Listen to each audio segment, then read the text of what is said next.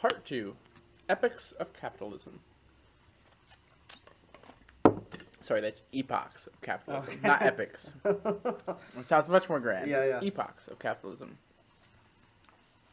Chapter 3, Capitalism's Dramatic Entrance, Primitive Accumulation.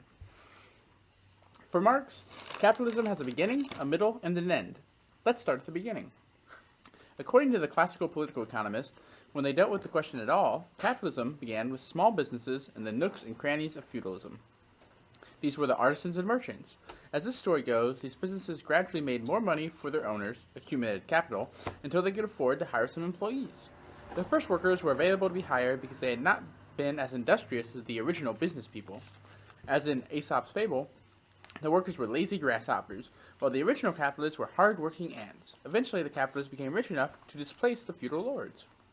To begin with, this quaint story of capitalism's natural evolution overlooks the violent upheavals that paved the way to a new economic system. The Cromwellian British Revolution, the U.S. Revolution, the French Revolution, the South American and Caribbean revolutions, and the failed 1848 European Revolution. Still, some of the story is no doubt true. Some blacksmiths and artisans did build up their original capital. Some merchants who carried goods between widely separated markets decided to directly invest in production here and there. However, this misses early capitalism's main dynamic, war upon the working population. Quote, in actual history, it is notorious that conquest, enslavement, robbery, murder, briefly force play the great part. Marx, 1906. In Capital, Marx called this time, which I shall call an epoch, to leave room for several periods within it, a prehistoric stage of capitalism. Borrowing from Ricardo, he described its nature as one of primitive accumulation. In German, Ursprünglich, which can just as well be translated as primary, original, initial, unspoiled. For capitalism to begin on a large scale, even in only one country, it needed two things: the accumulation of masses of wealth in the hands of a few people who could invest it, capital, and secondly, free, in quotes, workers available for work in factories and fields under capitalist discipline. This created the capitalist-labor relationship. In Europe, these two things were achieved through violence, both legal and illegal. Starting in earnest in England in the 18th century, but part of a pattern reaching back to the 16th, a series of laws known as enclosure acts drove peasants off the land by dismantling traditional land rights. Lands once held communally and open to all people for grazing livestock or mowing hay were fenced off to become the private property of wealthy landowners. This was by no means a natural process. Soldiers and private thugs burned villages and forced people to abandon their main source of livelihood. Once self-sufficient farmers were now forced to wander the roads looking for ways to survive. Additional laws were passed that even further restricted people's options, cut benefits to the poor and unemployed, and inexorably pushed peasants toward capitalist factories and fields as the only way to live. Pre-capitalist forms of wealth, such as land, goods, or even people, were turned into commodities, wealth that could be bought and sold on the market. On a world scale, primitive accumulation meant that European rulers seized entire continents and subcontinents in the Americas, India, other parts of Asia, Australia, and Africa. Black people were forced into slavery far from their homes, while Native Americans faced genocide. European people were settled on distant land once owned by others. The Asian Indian economy was destroyed by foreign imports, even as natural resources, from gold to cotton, were robbed from them. Marx was aware of the interaction of class, nationality, and race in the origins of capitalism. Quote, the discovery of gold and silver in America, the extirpation, enslavement, and entombment in mines of the aboriginal population, the beginning of the conquest and looting of the East Indies, the turning of Africa into a warren for the commercial hunting of black skins, signalized the rosy dawn of the era of capitalist production. These idyllic proceedings are the chief moments of primitive accumulation. End quote. Marxists, and even Marx himself, have criticized the anarchists for supposedly underemphasizing the role of economic forces and overemphasizing the power of the state. But when discussing primitive accumulation, Marx was quite clear about the key role played by the state in other forms of organized violence. While capitalism may be said to have created the modern state, the state may also be said to have created capitalism. In Capital, Marx wrote of, quote, the power of the state, the concentrated and organized force of society, to hasten, hothouse fashion, the process of transformation of feudal mode of production into the capitalist mode. Force is, itself, so economic power. Is that really a common anarchist critique of Marxists, that Marx and Marxist scholars underemphasize the state? Or, I mean, isn't the more common one, which I think he even acknowledged earlier, is that, Marx's conception of revolution, which entails, like, establishing a He worker was state. saying it was the common Marx and Marxist critique, saying that Oh, anarchists I see. overemphasize the state and as opposed to economics. But he's saying, then he says, but even Marx himself, when Okay, discussing yeah, primitive capital, okay. emphasizes the state. Wait, hold on. Did he say Marx and Marxists, or did he say Marxists? Marxists and even Marx himself Okay, have huh. criticized anarchists. Yeah, yeah. So, Which, I mean, and of course, like, he was writing, like, Marx was writing at a very different time, certainly. when there were probably people who did. Even if, Chomsky and also Springer and many others are correct in locating anarchism as originating from or being the natural outgrowth of classical liberalism, like, with its libertarian components, it did overemphasize the state. I think, like, the doctrines of Hume, for example, and also Wilhelm von Humboldt. They in writing in, like, the late 18th century, still located the source of centralized power and authority within the state, like, even though capitalist relations had already started circulating quite a bit at that time. So yeah, that's an aside. Yeah, totally. The anarchist Peter Kropotkin writes of the same period, quote, "The role of the nascent state in the 16th and 17th centuries in relation to the urban centers was to destroy the independence of the cities, to pillage the rich guilds of merchants and artisans, to concentrate in its hands the administration of the guilds. The same tactic was applied to the village and the peasants. The state set about destroying the village commune, ruining peasants in its clutches, and plundering the common lands." End quote. If not precisely the same as Marx's conception of primitive accumulation, this describes the same process. This conception of primitive accumulation might seem to contradict the class theory of the state. If the state is always an agent of one class or another, then those initial tasks of capital accumulation would require rule by capitalists. But the capitalists did not exist, or at least did not dominate the state during the late medieval feudal period. However, both Marx and the anarchists reject a simplistic concept of history. They never claim that capitalism and its ruling class sprang fully grown out of a suddenly dead feudalism. Rather, it slowly gathered strength over centuries. There had been a gradual expansion of markets, an increase in the use of money, the growth of a layer of merchants and wealthy business people, divisions among the feudal aristocracy, and a growing state that strengthened itself by balancing among various class forces, including the nascent capitalists and the dying and or changing aristocrats. Under these conditions, proto-capitalist forces were able to use aspects of the state to forcibly help along the development of a new economic system. Women under capitalism. Marx did not directly discuss the effects of primitive capitalist accumulation on gender. However, his concept of primitive accumulation is directly relevant to understanding the history of women, and the role of women is essential for understanding the origins of capitalism. As with the enclosure of the commons, women were forced from the traditional roles, the traditional sources of power, into new ones with the emerging capitalist economy. As feminist historians and specialists in religious and medieval history have shown, the 16th and 17th centuries saw a widespread prosecution of witches in Europe and North and South America. The bloodbath, led by the church, but including state authorities, claimed that its victims were members of a heretical sect, composed almost only of women, which supposedly worshipped the devil. Special tribunals were set up, methods of torture were standardized, and witch-hunting manuals were published. The numbers of women persecuted is unknown. Some estimates run into the millions. But the best estimate is that, over 3 centuries, about 200,000 were accused of witchcraft, of whom 100,000 were killed. Federici, 2004. It is impossible to know how many of these people were just women someone disliked, how many were midwives or herbalists, how many were practitioners of pre-Christian religions, and how many, if any, were genuine worshippers of the devil.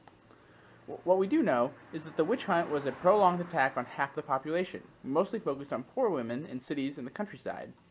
The campaign was a part of a general misogynistic sentiments promoted by the church and state. In a society already undergoing alarming changes, it whipped up hysteria and misdirected people's fears and angers away from the rich and toward the other poor people, similar to the rise in anti-Semitism at the time. It divided working people, causing men to cling to male privileges even while their general conditions were being undermined. It drove women out of the traditional workforce, preparing them to become modern housewives, and part of the modern working class. This was an essential part of the process of primitive accumulation.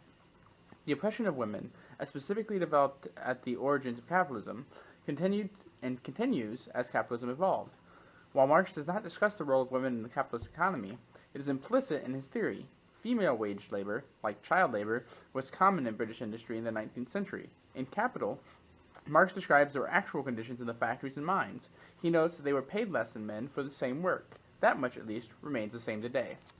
But there was another and more fundamental role for women, which applied to them as non-wage members of the working class. The working class, as a class, is broader than those who are immediately employed. It includes children, the unemployed, the retired, the wives and mothers who labor in the home. The wages paid for, mostly male, workers, labor power, cover what they need to recuperate, to rest up, to be able to work another day. It fell, and still mostly falls, on women as housemakers or housewives to see to it that the men regain their strength. The price of the wage, the family wage, also covers raising children, the new generation of workers. This work also falls on the women, as does much of the task of passing on necessary social psychology to the children through the family. In The Origin of the Family, Private Property in the State, 1972, Engels describes this reproductive work of women as being as much part of the base of society as industrial production, as distinct from the superstructure. He suggests that class society itself grew out of the original oppression of women. In other words, while women at home do not directly and immediately create surplus value, they reproduce, the necessary labor power of their husbands, children, and themselves, which is essential if surplus value is to be produced.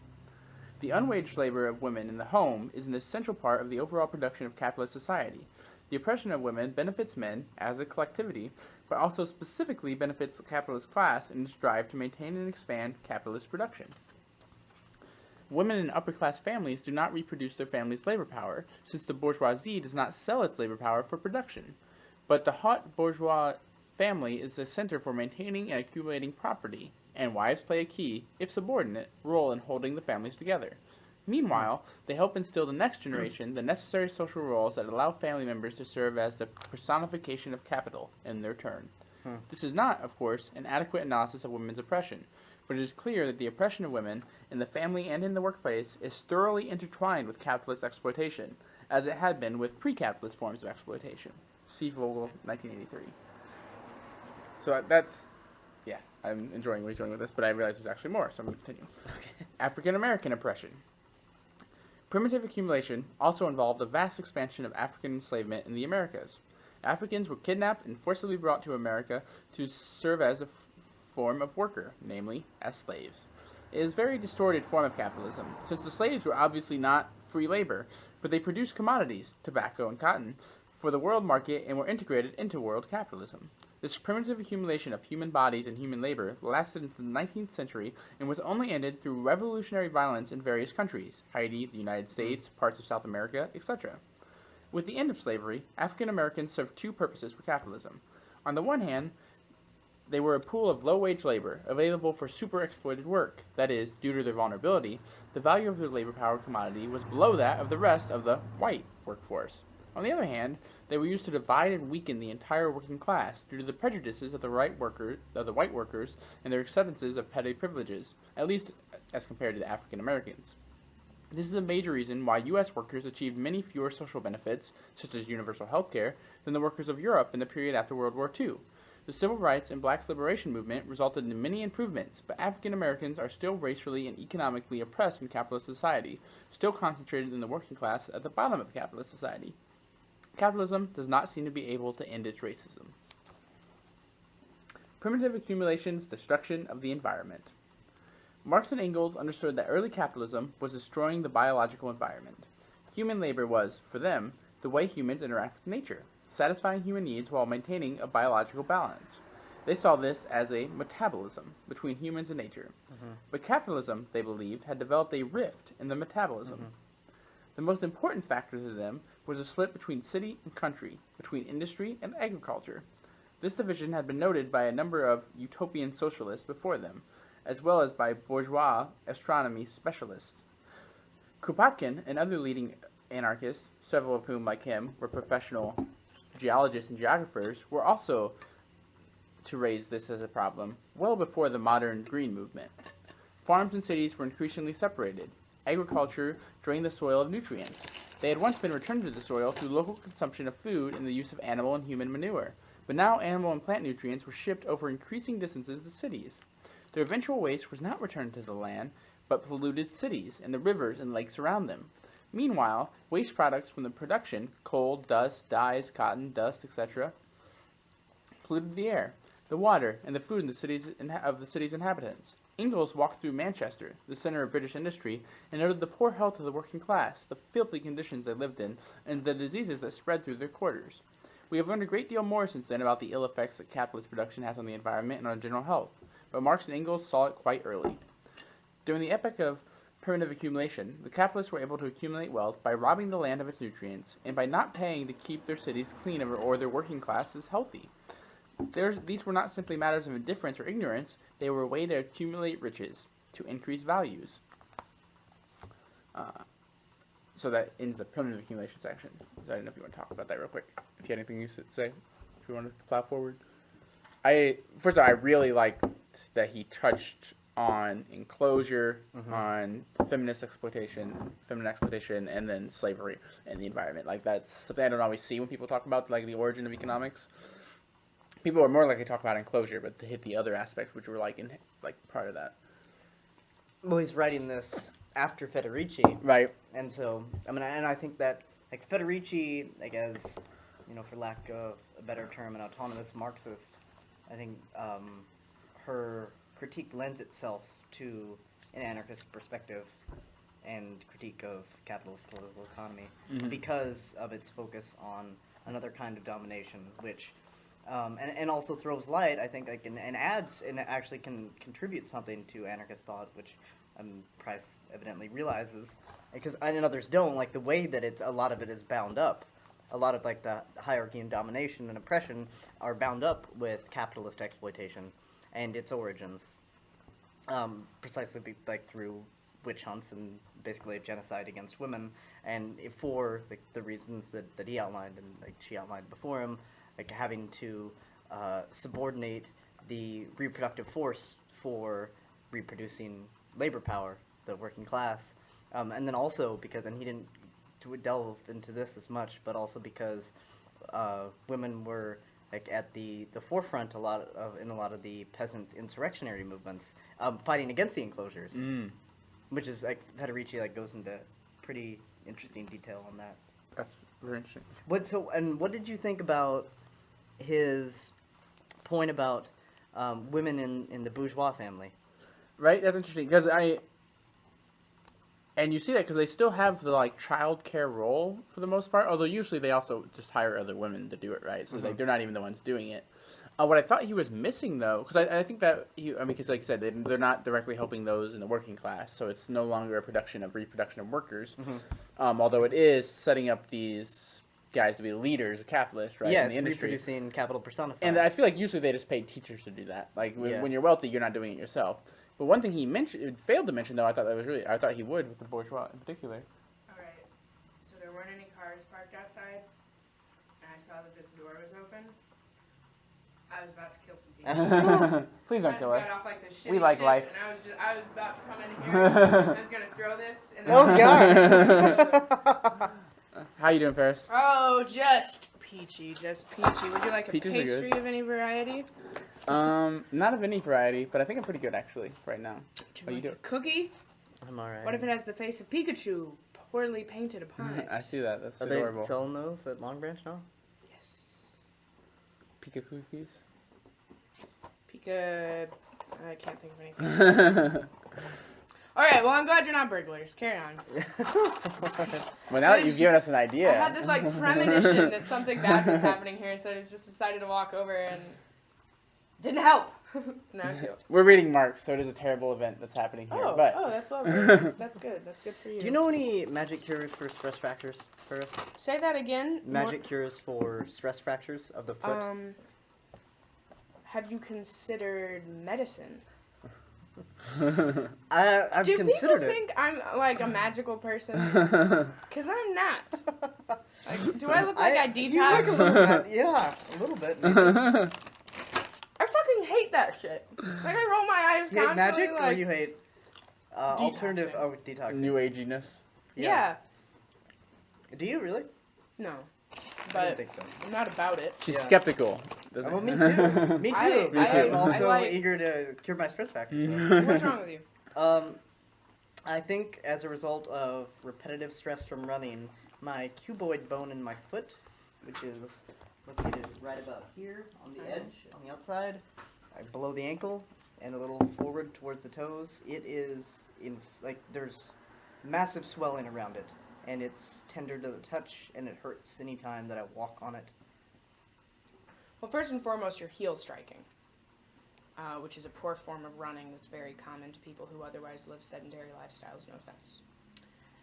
You should research it, and you should amend it. Secondly, talk to Matt. He's a massage therapist.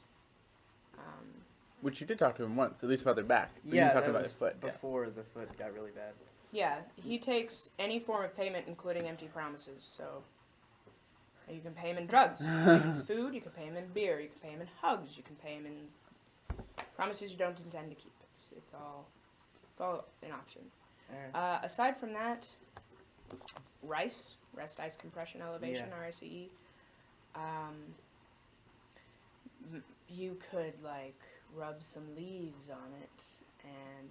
Any leaves? What do you And know literally any leaves. Yeah. Except poison ivy. Yeah, what do you Poison know oak. about Epsom salt? Real quick. Epsom salt is used I've heard good things. to reduce swelling. Yeah. You mix it with water and then you soak in it. It would actually Right. not be a bad thing for you to do. If you need some, I have some. Do you? Yes, Okay. because it's science. It's All right, I'll stop interrupting your thing. Feel better. I'm sorry Okay. that you're not feeling your best. Yeah, you have a wonderful night. All is well yeah, with I'm bring you. sorry some we scared you after you got Epsom off salt work. for me. Hey, no worries. I actually have had such a pissy day. I was kind of looking for a tussle. Yeah. I'll let it slide. I'm sorry to disappoint then. See Yeah. ya. Have a good night. See ya. But so the thing I felt like he was missing, and I was really surprised, is dowries. And the way women, in families, were treated as part of this wealth transfer, right? And it was kept between a right. certain class, and it allowed new startups because part of the dowry that you get from her father allowed you to be a venture capitalist. Yeah. And so I was surprised he left that out because the marriage is a huge part of it. And I mean, Emma Goldman and Voltaire de Clare really take that to task. Mhm. And so I'm sure other feminists at the time did. Those Yeah. are the two I know best. Yeah, that's a good point. The epochs of capitalism. Once it was established through violence and theft, capitalism continued, of course, to develop. In his Grundrisse, how do you say that? Grundrisse? Grundrisse, there you go. Marx essentially proposed 3 epochs of capitalism, or 2 long epochs of growth and decline, and a brief high point between them. Extended quote. As long as capital is weak, it still itself relies on the crutches of past modes of production. As soon as it feels strong, it throws away the crutches and moves in accordance with its own laws. As soon as it begins to sense itself as a barrier to development, it seeks refuge in forms which, by restricting free competition, seem to make the rule of capital more perfect, but are at the same time the heralds of its dissolution, and of the dissolution of the mode of production resting on it. End quote. That is, in its earliest stage, capitalism is weak. It must rely on non-market forces, primitive accumulation, to expand. It uses force, the state, religious hysteria, anti-women prejudices, robbery and slavery, and the plunder of natural environment. It brings non-European regions under the control of the proto-capitalist heartland.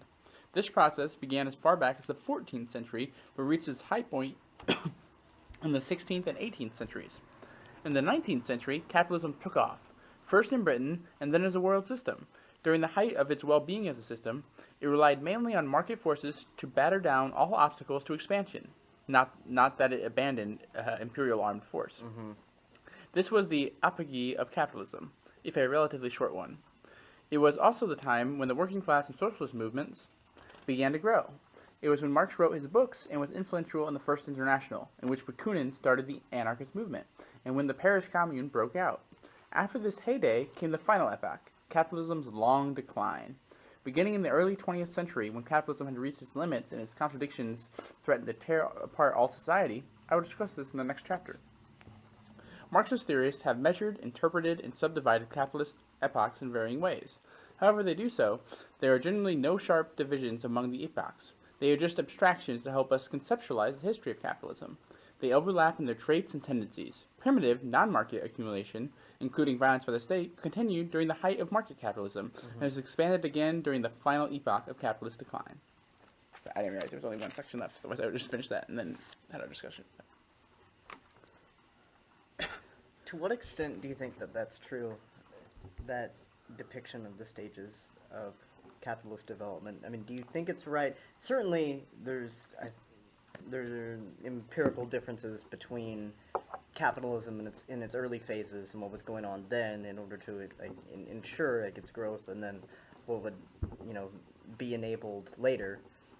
And I think that it has continued to grow. So obviously there was an increase in the sphere of market systems. Yeah. But whether that point of emphasis is right or not, that it actually came to rely more on competitive markets to stabilize itself and reproduce itself, as opposed to constant deployment of force by virtue of the state apparatus, Right. and imperialism and everything. In fact, that was part and parcel of capital continuing to grow and establish new markets and conquer new markets elsewhere. That was imperialist use of force. I think you're completely right. And one, I think the talking about primitive accumulation, I think, is a viable, a really important thing. Yeah. But I think you're right in the sense that we've never actually seen the end of that stage yet until capitalism went fully global. That is, it had to have already done everything it could primitive-wise, because that was the most effective way, right? The buying and selling and winning on the market, that can make you rich, but not near as rich as just going to South America, enslaving a bunch of people, stealing all their resources, and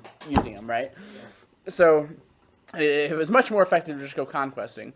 And I think the primitive accumulation is actually longer, or extends through, because that's always still been used, as you just said. And I'm skeptical, because they talk about how short the middle was and that we've been in this long end, right? But the fact that they have to extend the end so long because it hasn't ended, to me implies that it wasn't really that stage yet, if that stage ever exists. And I think there are some key points which you could put in there that do tell us a bit more, like the switch between manufacturing capitalists, the robber barons being the real powerhouse, versus the financial capital, which we've sort of seen that switch happen.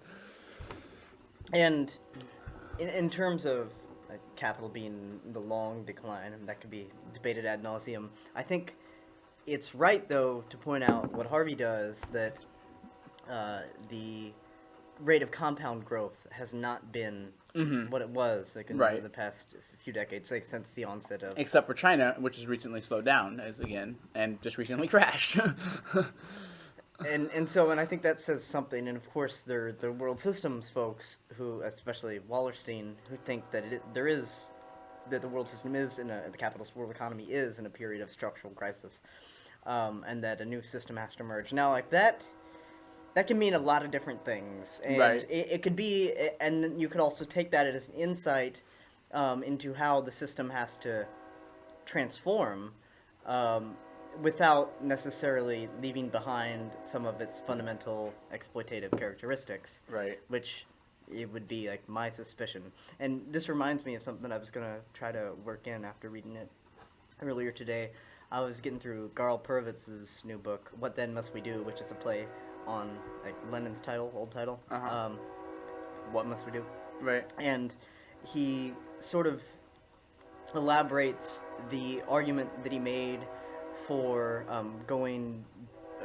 for Americans going beyond capitalism and democratizing wealth and ownership, an argument that he first made in America Beyond Capitalism, which is a bigger book, and this is a condensed version with really short chapters, each addressing particular things. There's one on healthcare and fundamental aspects of what we call the system, key institutions, and how they're changing.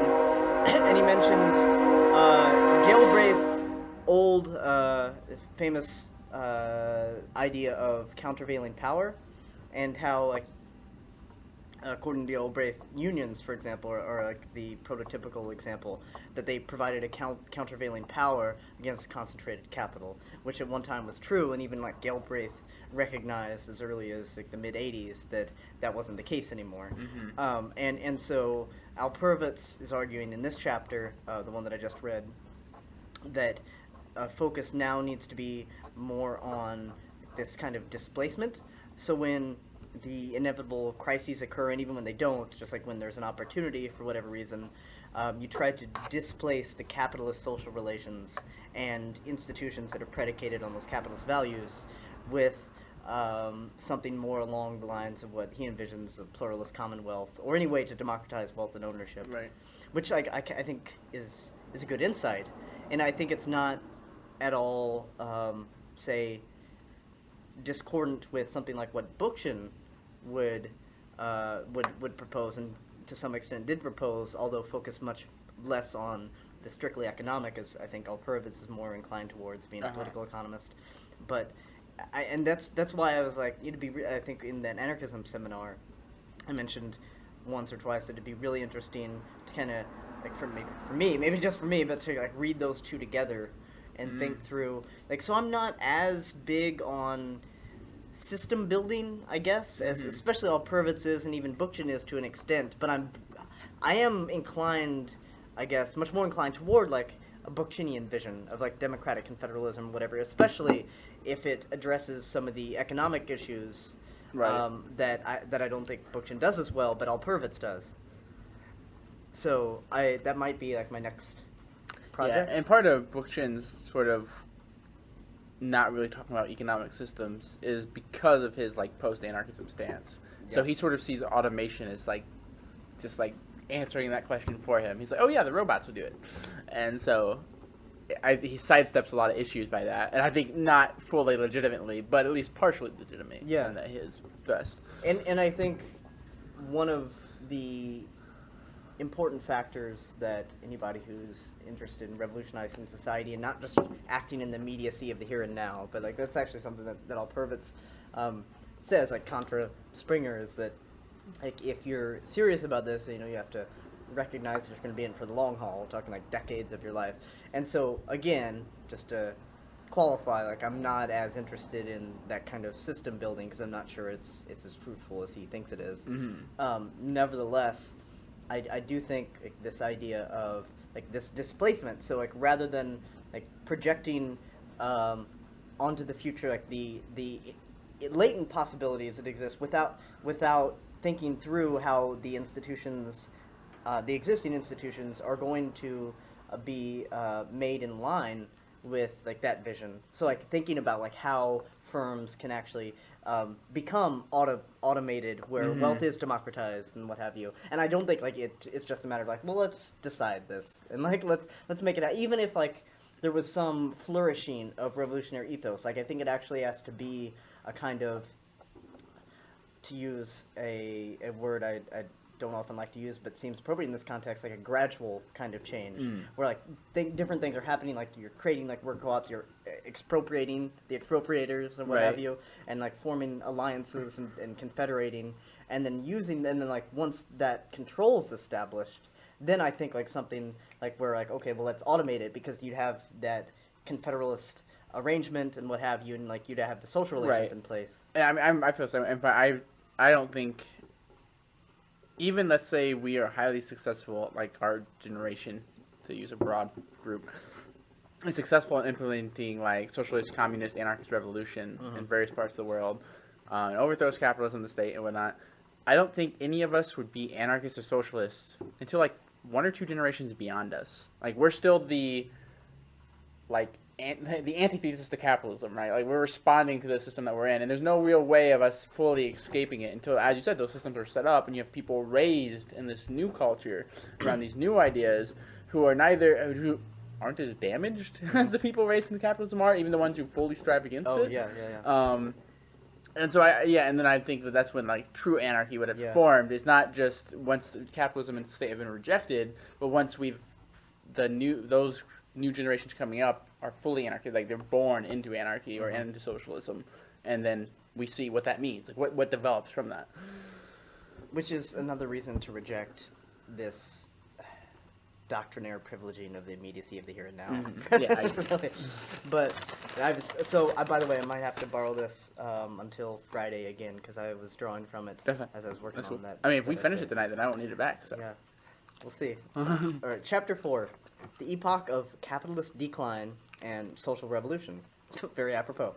So, In his preface to his Critique of Political Economy, Marx wrote, "At a certain stage of their development, the material productive forces of society come into conflict with the existing relations of production, or, what is but a legal expression of the same thing, with the property relations within which they have been at work hitherto. From forms of development of the productive forces, these relations turn into their fetters. Then begins an epoch of social revolution." By the way, just real quick, I want to point out, I've always struggled with grappling this seeming tension, and it's not just in Marxist thought, but that's where I'm located, but also like in my own thinking through these things. You see, he described the changes in the forces of production being responsible in large part for like the onset of like the social revolution, as opposed to like workers gaining consciousness and organizing or whatever, which he does emphasize elsewhere. Like class conflict is central to Marxian analysis.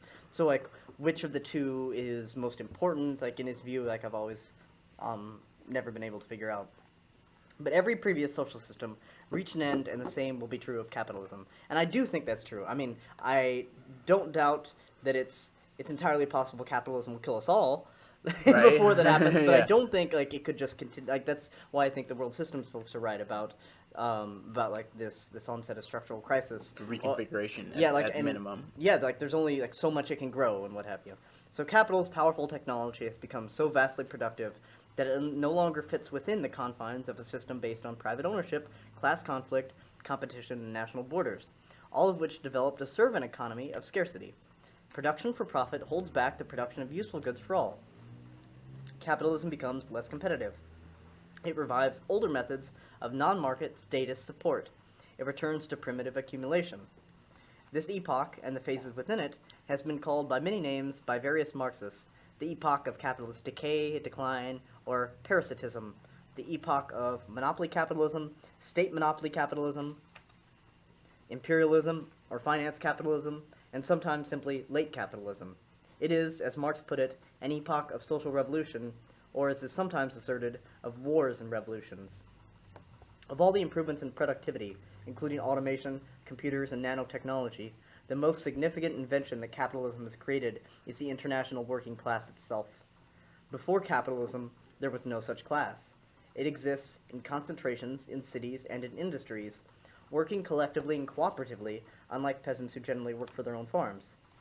But that's partly true, partly not. But in Marx's view, this class, with its hands on the highly productive new technology, could lead all the oppressed to create a new society, without classes or states or warfare or ecological destruction.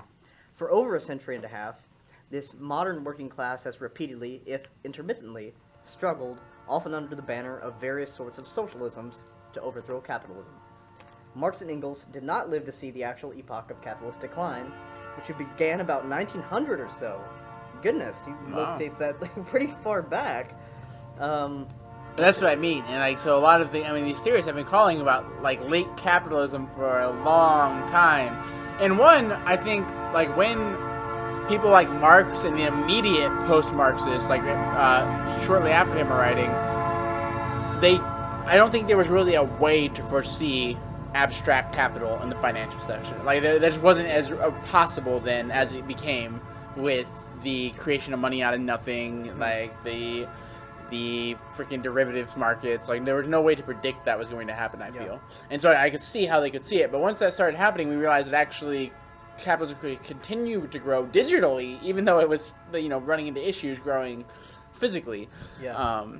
Lenin had a pretty incisive critique of finance capital too. But one of the reasons that even despite capital's new productive forces, both real and immaterial, and all the technological advance and whatever else, like I think something like the Bolshevik Revolution and then the Soviet Union assured folks, like up until after World War II, that capitalism was soon to end. Like there's going to be a socialist revolution that's going to sweep the globe. Right. It's just going to be a continuation of what we got going on here. Like even Bookchin was a Trotskyist up until the end of World War II because, and Trotsky had said, Bookchin points this out, that if the the Second World War doesn't end in socialist revolution, then we have to rethink all of Marxian theory, Right. which is what then Bookman tried to go about doing. So I was throw capitalism.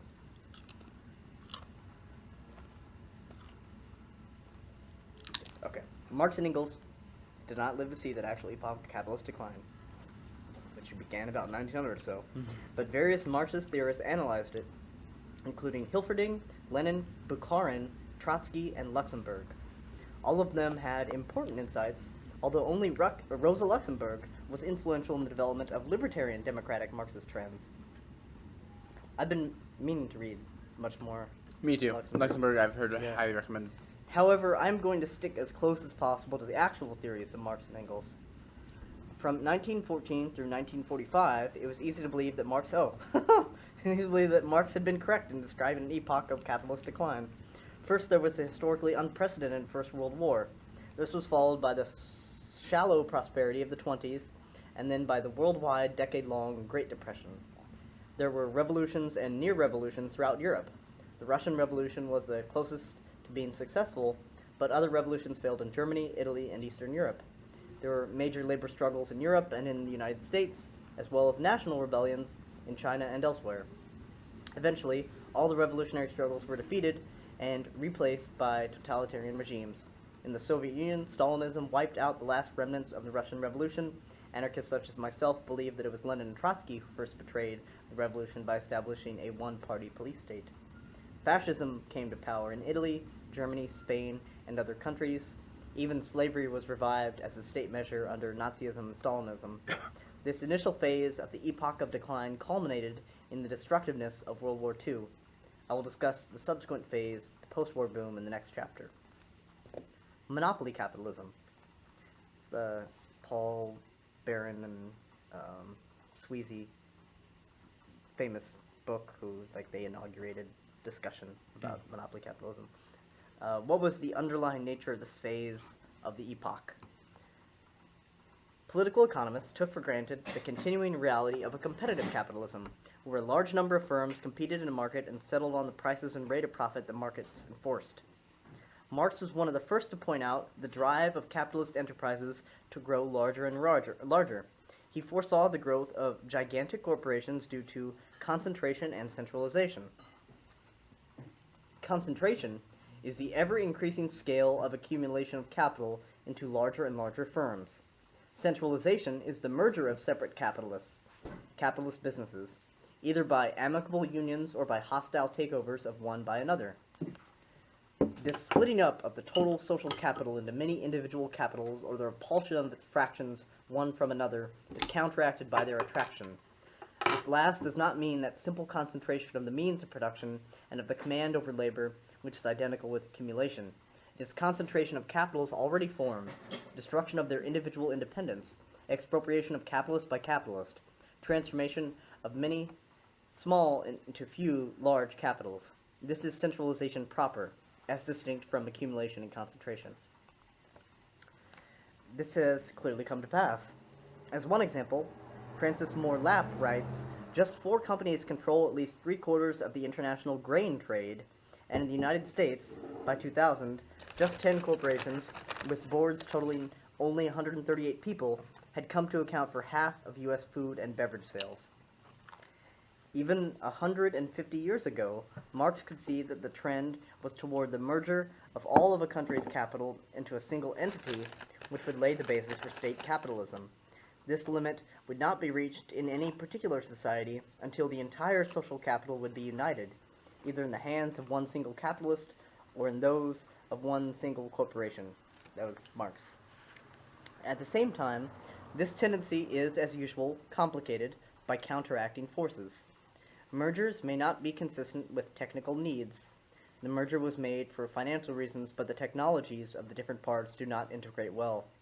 In that case, giant capitals tend to break up into smaller ones due to internal competitive forces, as different sub-businesses struggle to grow faster than the other sections, the repulsion of its fractions one from another, nor does the growth of huge firms end competition. Huge enterprises still compete with each other. Even monopolies compete with other monopolies. For example, a firm monopolizing aluminum might compete with the steel monopoly.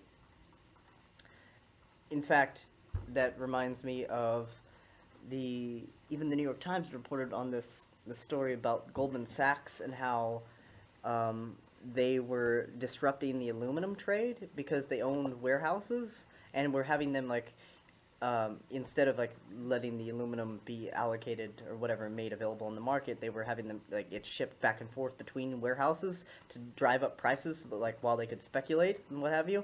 And Coca-Cola and other companies that purchase a lot of aluminum were getting really, really pissed because you're impeding on our profits now. And it was just another example of the big mega firms not always getting along nicely. Right. Giant firms often find it useful to use smaller firms, for instance, in the way auto producers distribute through dealerships. New inventions rise that can force their way into the political economy, as personal computers did. And there are international firms. For decades, no new U.S. firm could break into the domination of the auto industry by GM, Ford, and Chrysler. Then giant automakers from Japan, Korea, and Germany, with backing by their states, were able to successfully compete with the former Big Three.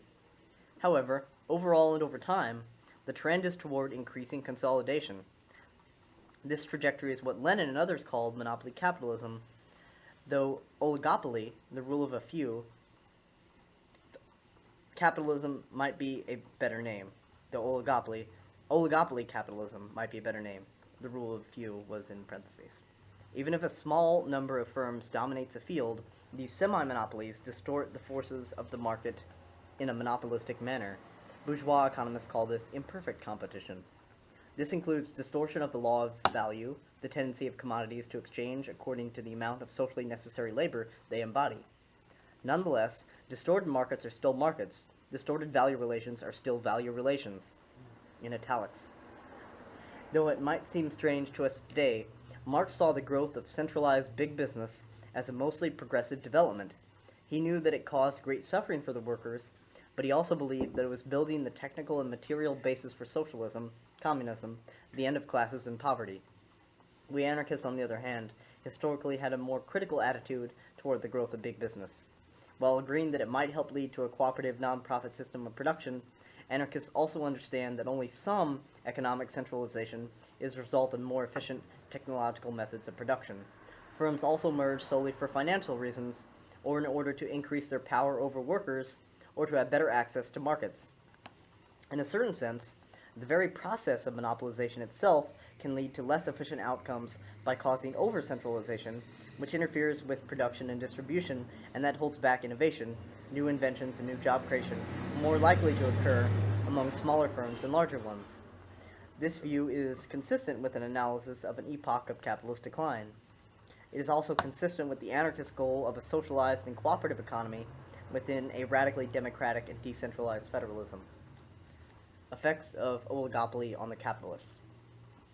Some claim that Marx predicted that the growth of concentrated capital would erase the middle layers between the stock-owning bourgeoisie and the working class. This is not true. Marx did expect that small business people, independent professionals, and small farmers would decline in numbers with the growth of big business. But he also predicted that huge firms would require splits between the ownership of capital and the job of managing the firm. An industrial army of workmen, under the command of a capitalist, requires, like a real army, officers, managers, and sergeants, foremen, overlookers. The work of supervision becomes their established and exclusive function. This results in the development of a numerous class of industrial and commercial managers. As capitalist enterprises expand, the capitalists themselves become superfluous, at least to the productive aspects. The managers manage. The capitalists invest in the stock market. This new layer of managers and supervisors has basically two tasks.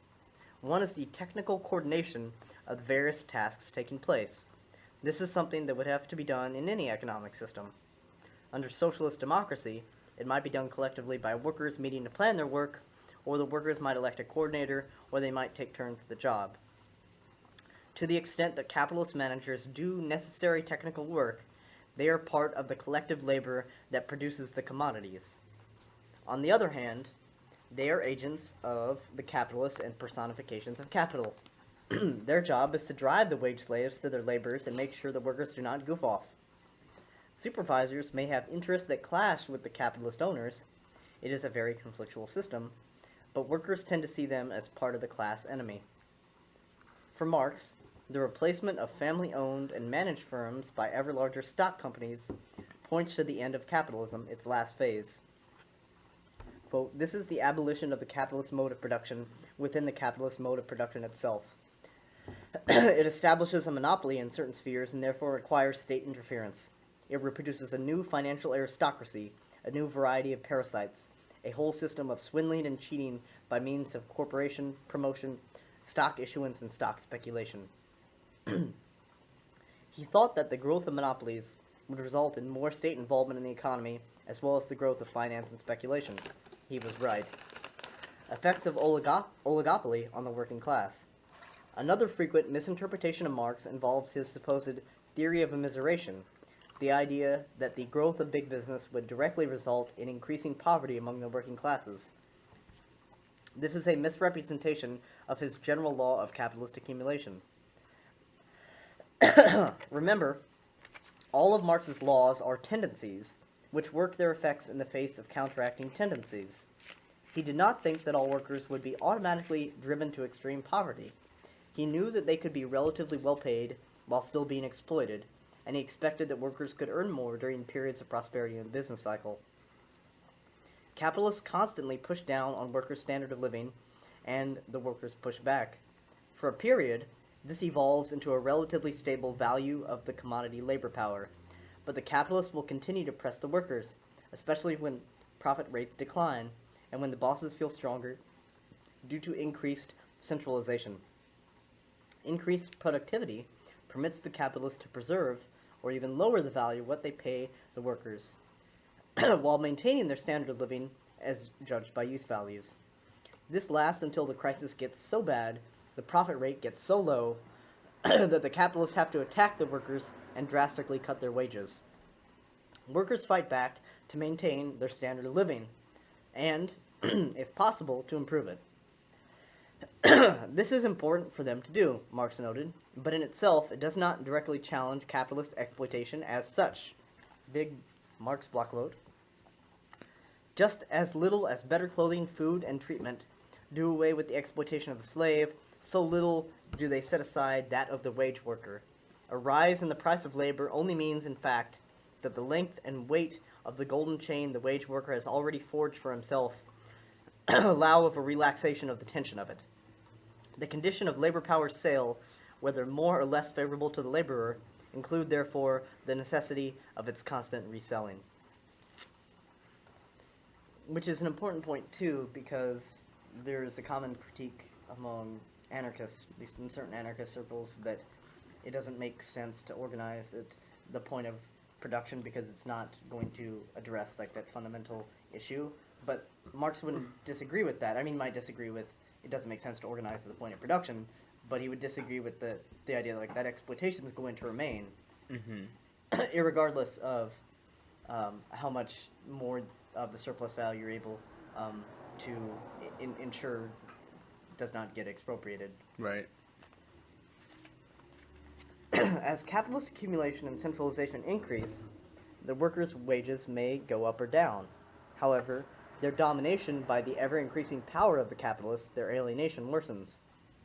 Meanwhile, increasing productivity, the increasing organic composition of capital, continues to decrease the proportion of human labor needed in production. People lose jobs, which expands the reserve army of the unemployed. The poverty and misery of the unemployed does get worse over time, and threatens to pull down the standards of even the organized, employed workers. In proportion as capital accumulates, the lot of the laborer, be his payment high or low, must grow worse. This law rivets the laborer to capital. That was Marx. I mean, how do you even quantify that? Like, is he... I mean, how do you quantify misery, for one? And is he talking about, like, the mass of impoverished people? And then is he, like, what kind of conception of poverty are we using? Like, what the OECD says? Or like just what is below the level necessary for the working class or the reserve army of unemployed to reproduce itself? I don't. I mean, I think he would certainly include, yeah, all of those impoverished. So like because they work as counterbalances even to those employed or whatever. Um, but as for, I don't think it's just reproduction though, because you can reproduce labor value, that is your laborer, like in pretty horrid conditions, and like still have them be able to work the next day, right? But do you It- think do you think that those conditions have become much more horrid? Like for me, it's really hard to say. Like they're Mhm. certainly not much better in Yeah, a lot and of it depends. cases. And it's interesting because, like, for the what we'd call the average working person in the U.S., I'd say probably not. Like, they have at least enough to get them home, and get a TV, get some internet, like, and have some entertainment time. But when we talk about the average, we always talk about people who aren't behind bars, and so like you have this huge prison force Yeah. which is doing a bunch of labor, which definitely does not have any Yeah. of those luxuries, right? And you also have 50 million Americans, those who are not incarcerated, who live below the poverty line. Right. And And I think that, I mean, again, hard to quantify, but the condition of the working class is worse than it was 40 years ago. But I'm not comparing it to 1860s. and it's also hard to see because like the state has been highly effective at removing those unemployed, impoverished folks from the eye of the average person.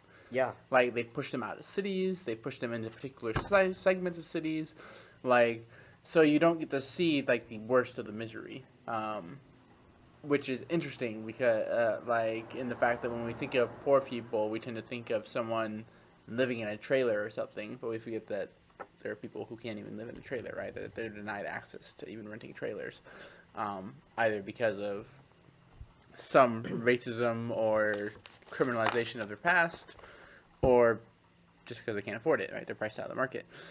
And I mean, and so that counteracting those counteracting tendencies, their countervailing power, for example, like made important strides in attaining like a better condition of living to some extent in the United States and also very much so in Europe, for example. And I don't think like that has been wholly scaled back, which I mean, and so even though like that's a tendency, it's a tendency that has been like completely put it or had been like very much put in check by struggle. Right. And I think that even then, though, while there were some safety net victories for like the general population, the vast majority are for the employed or recently employed. That is, you can get unemployment for a little bit, right? Yeah, Um, you used to be able and- to get it for longer, until right. Clinton, but And so I think that shows that like they're actually still playing the working class against itself. yeah, That is, if you behave and if you serve your capitalist master effectively, you can get some benefits for being Yeah. employed, and like that they allow those safety nets. But if you're not willing to play that game, or let's say you're not capable of playing that game for various reasons, then you're completely neglected. And actually, it hides the reality of just how far down you are on the totem pole and how impoverished you are.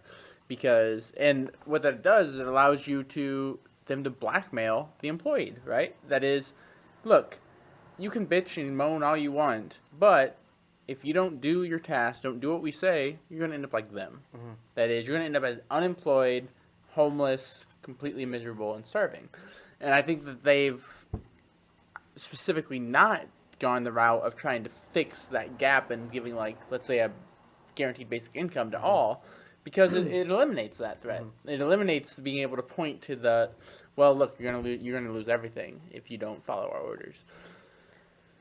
and so in other respects too, I mean, this is somewhat related. I don't know if it falls fully underneath the notion that the lot of the labor has grown much worse, but you know, worker productivity like, has been has increased exponentially since the 1970s, but remuneration has Right. not. It's been Yeah. stagnant. Yeah, And so real in wages terms of gone that, down, So yeah, actually, yeah. exploitation has, in on those terms, on capitalist terms, has gotten that much worse, in terms of the worker being that much more exploited. So I think that's right too, and I think that I wonder to what extent like that is also true, just historically and along like and linearly, like if it's been consistent, because even though like there was the affluent society and a portion of the upper working class benefited from New Deal politics and some of the other rights and what have you that were obtained for workers, and then benefited for a while, like the 1950s, post World War II, through the 1960s. But nevertheless, I wonder if like because productivity was still like it was through the charts then too, like if that level of exploitation, and again like it'd be very difficult to measure because you have to try to measure value, which is like a debated term itself, Right. in terms of like how much value, surplus value. And it's workers interesting predicting. because like one of the things that sort of hides the worsening conditions under capitalism is the centralization of wealth, right? Because Yeah. as these firms soak up and become these centralized megacorps, they can reward those who serve them well better, right? Because they have all that wealth. And so it gives this illusion of people being better off, because those that are benefiting from it, like working under a smaller company, are still actually benefiting more often than the megacorp, because the megacorp just has more resources that even if they like are giving outrageous bonuses, can still flood the bottom and trickle down. Yeah. Whereas what's actually going on for most of the population is not seeing that benefit of that, Right. because they're not working for that centralized Which corp. reminds me, just to real quick qualify what I said about the affluent society. I mean, I think there's a modicum of truth to it, but I think Sharon Smith, in her book Subterranean Fire, makes a great point that somebody like Marcuse is very mistaken to dismiss the working class because it being like bought off or whatever, because that was not the reality for many working people, even the 1950s and 1960s, especially when you're not just talking about like a certain section of the population, like the white male working class. There were actually like lots of deplorable conditions that people were subjected to, and not everybody met that idealistic model of like fulfilling the purported American dream, which is like her underlying point is that like that's ideology at work. The fact that we think that like, there was this like period of affluence and what have you is ideology functioning and us not being And that's cognizant of because it. at every place I've worked, the workers have generally hated it. Like, they hated the conditions, they hated their bosses, they particularly hated the local supervisors who were micromanaging them, right? But there's still the sense in which they bought into this ideology that the system itself wasn't problematic, right? It was like they had bad apples for a boss who were mistreating them or not respecting them fully, right? And not a system that required that. And so there wasn't this systemic analysis.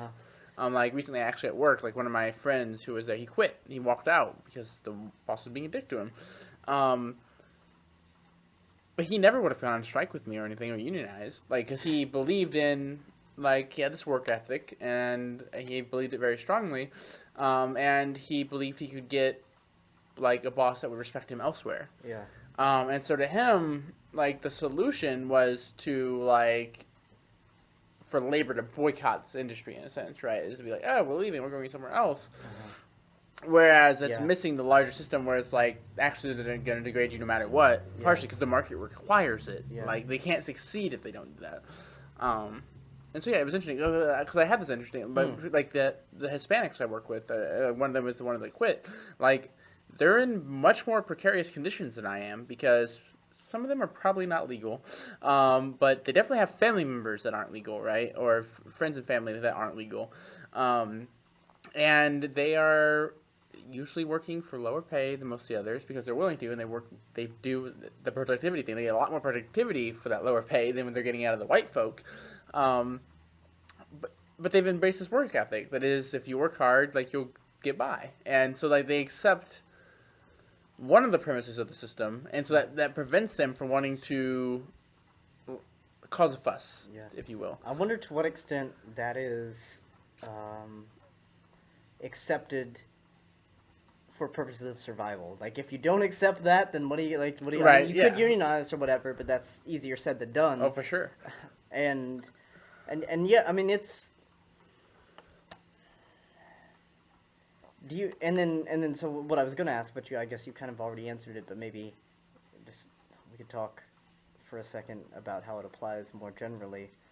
Whether that lack of a systemic critique is actually any consideration of the system whatsoever, or if it is, it's only like in like these vague terms, like if you work hard enough, you'll succeed, and like the system allows that, Right. like as opposed to like actually, it's like not actually even thinking through what the system is, and like the arrangements that comprise it. I think it's part of, but there's a sense in which, so for instance, we'd have disagreements about, like, he would want to work hard and do the best he could while he's at his job. He's like, Yeah. you're here, I don't understand why people don't work hard and do the best job.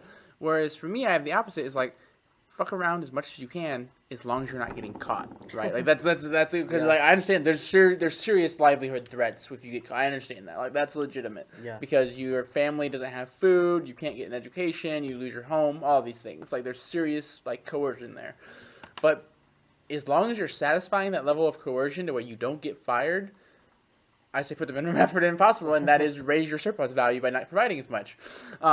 But they disagree. I mean, he would Yeah. vehemently disagree with me Yeah. on this, because to him, like, your worker, like, what you're doing is, like, offering your labor, and therefore it should be as high quality as possible, and he takes pride in that. And I Yeah. understand that. I feel like in a more egalitarian system, we would take pride in our labor, Yeah. right?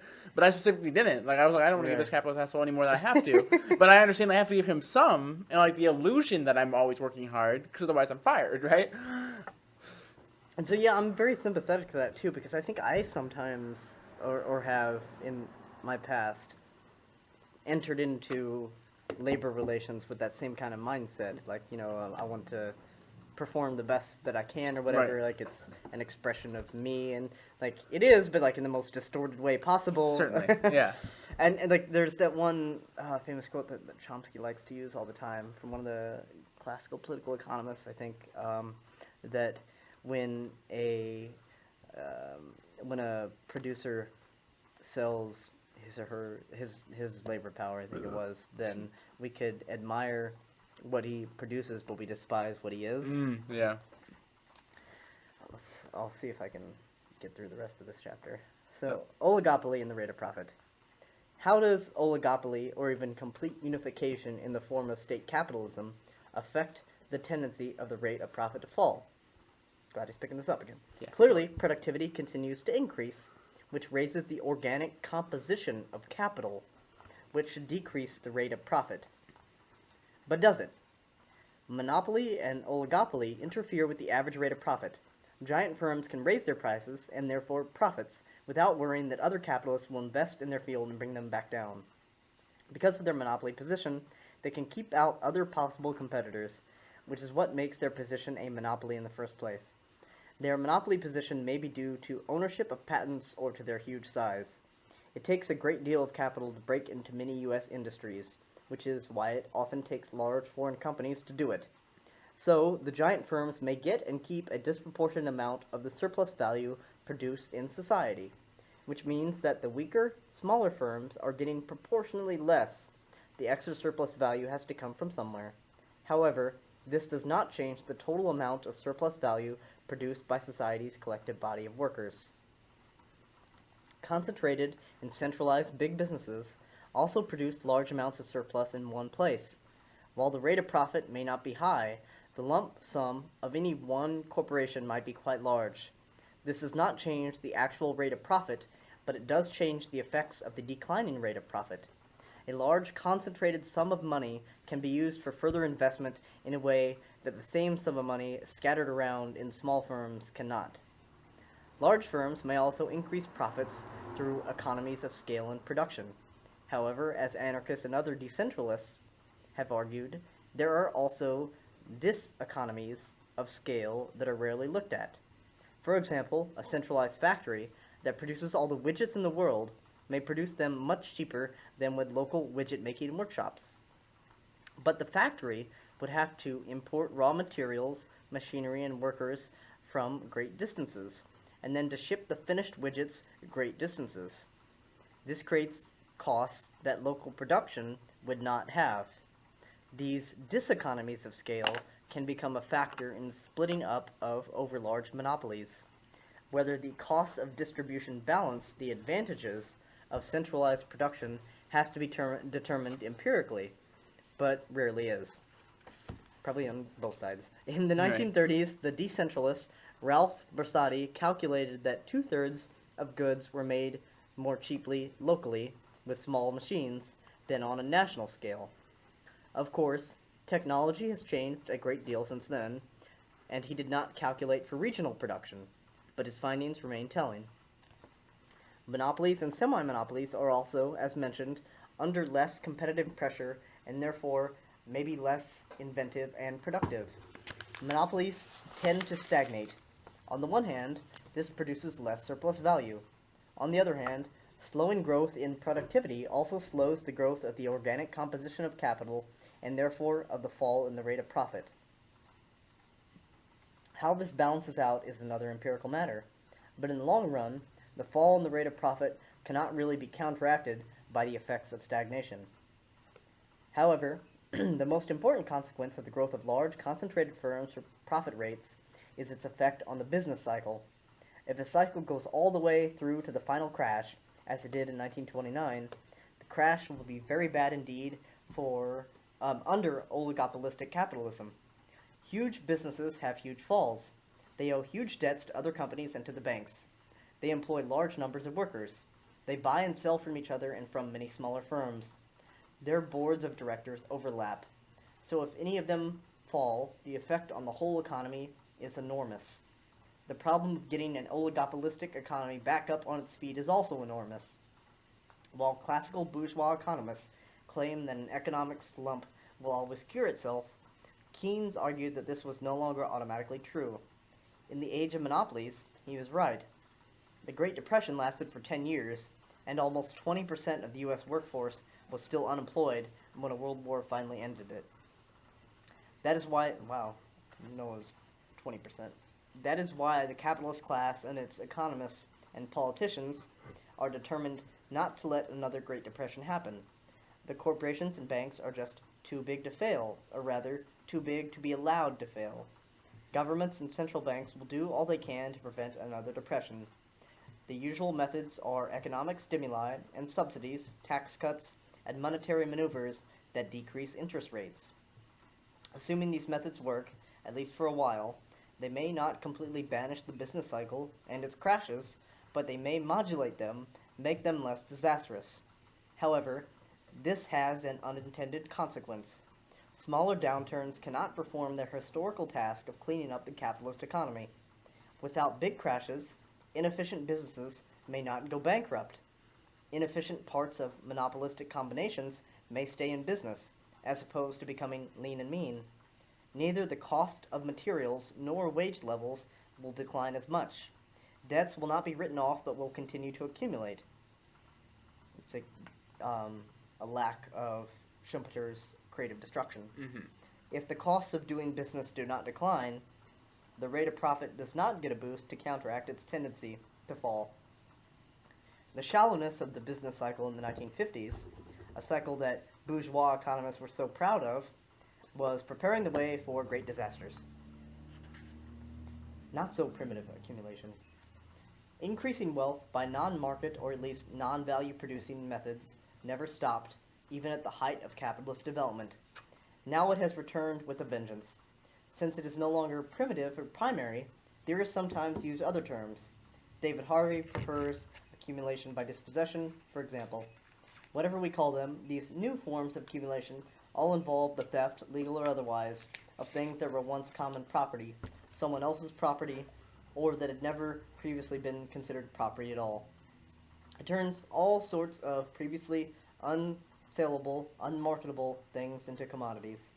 This includes privatization of public industries, privatization of natural resources, such as water, the whole process of denationalization of the former communist countries, turning the economy over to traditional capitalists, often former bureaucrats, the stripping of assets from weaker corporations, efforts to patent genetic material, continuing efforts to drive people off the land in China and elsewhere, and much more. Taken as a whole, the ruling class acts like the capitalist management of a global firm that sells its commodities for the equivalent of variable capital, constant capital, and the average profit. Prudent management would dictate that, after selling its commodities, it should put aside money from the equivalent of the constant capital to eventually pay for new machinery and buildings when the old ones wear out. But it does not. It makes its bottom line look healthier by counting the value that should have gone toward replacing constant capital as part of its profit. Or it uses some of the constant capital value to buy off the workers with higher pay, thus counting it as variable capital.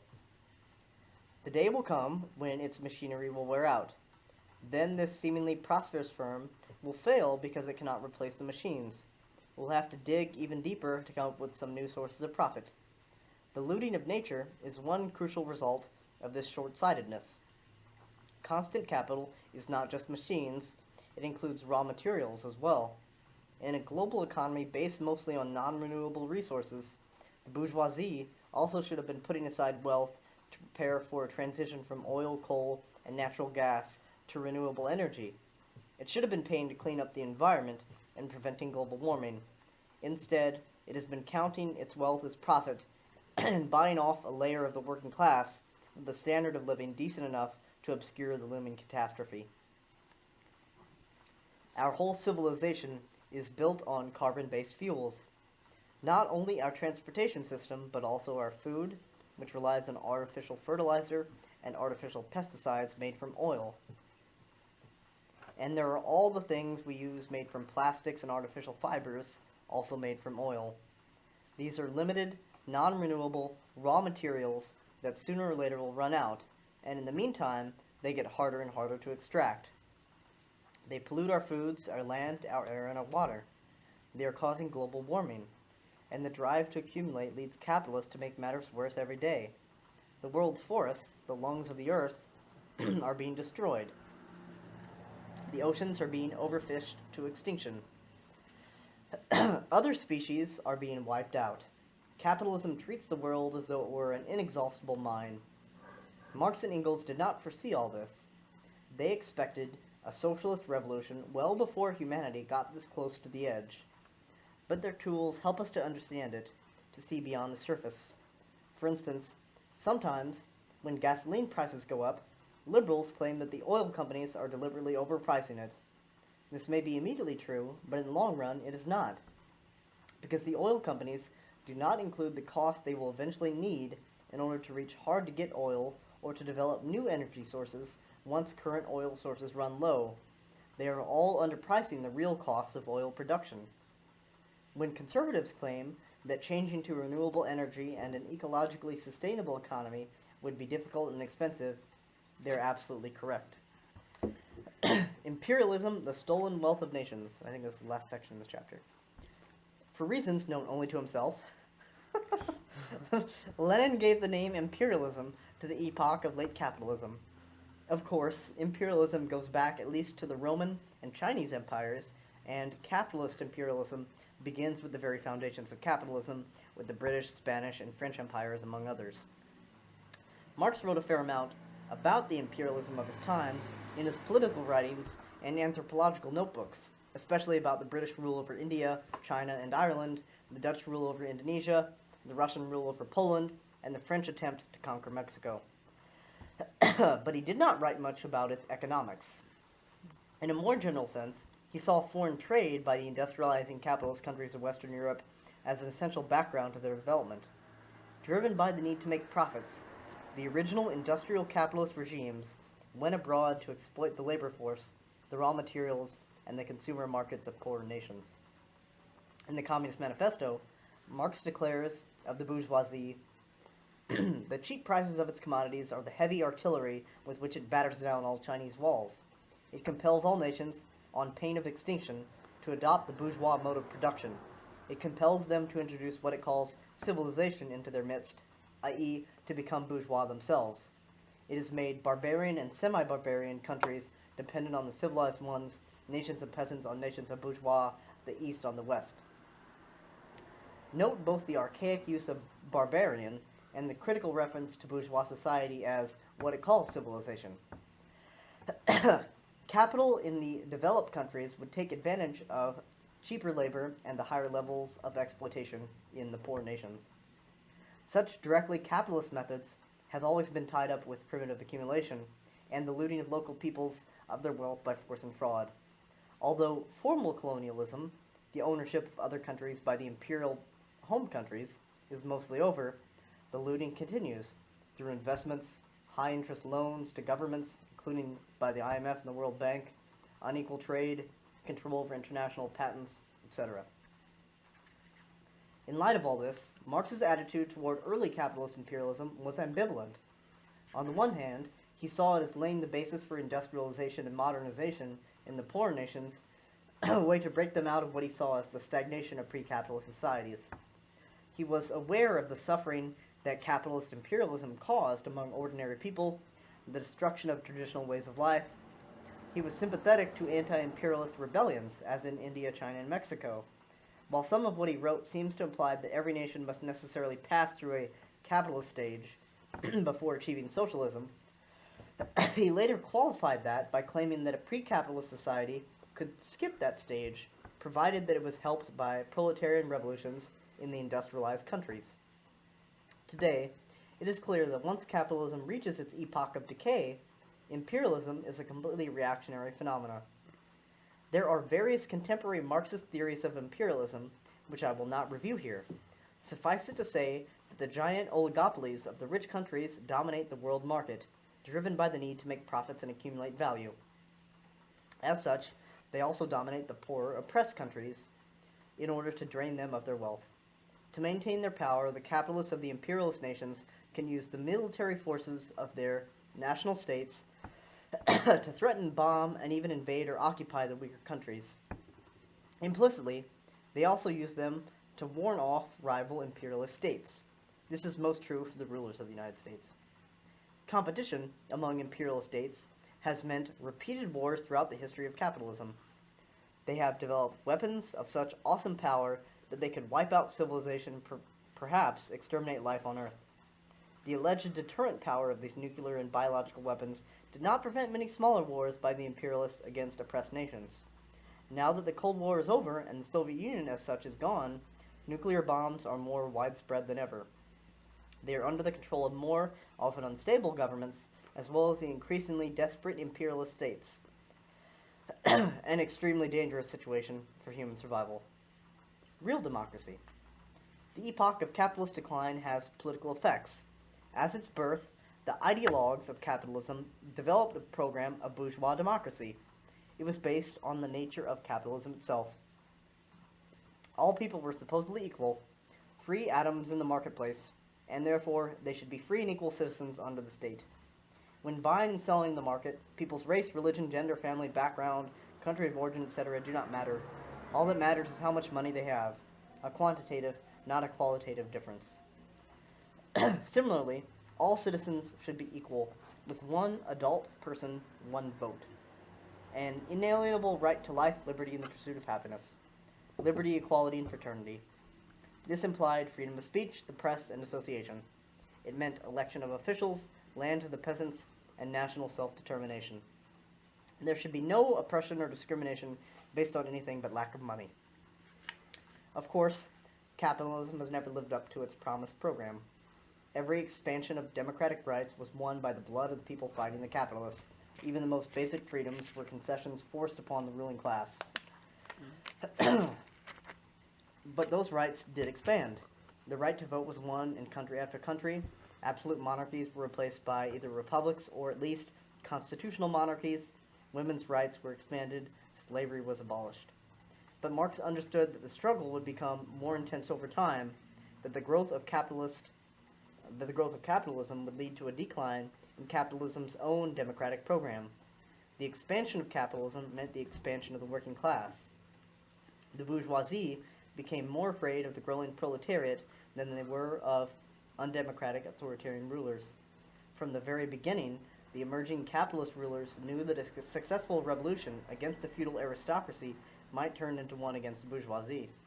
Democracy itself might be used by the workers to organize themselves against the capitalist class, and their fears were well-founded.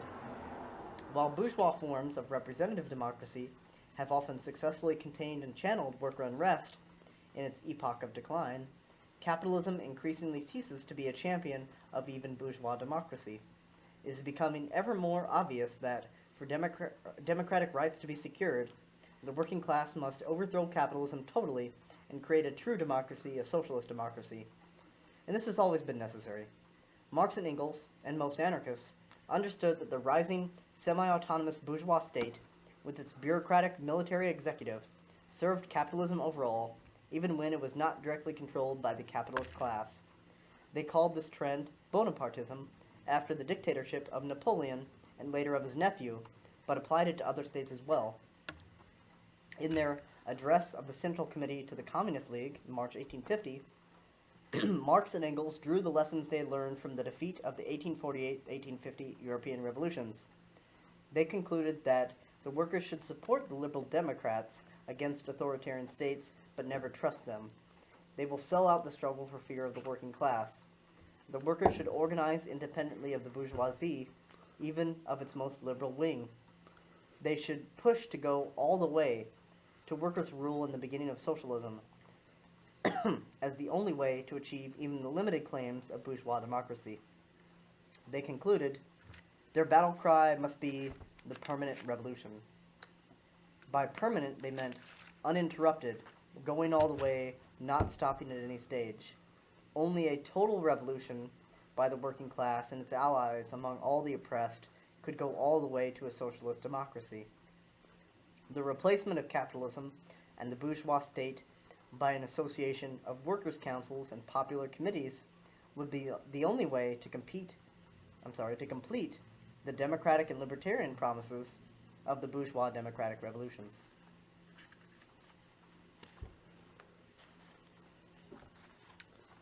That was all really good. I really liked that analysis of the state. To go back a few sections, Yeah. when it was talking about these megacorps, which could then ignore the future increased cost of extraction and production, and also replacing the machines.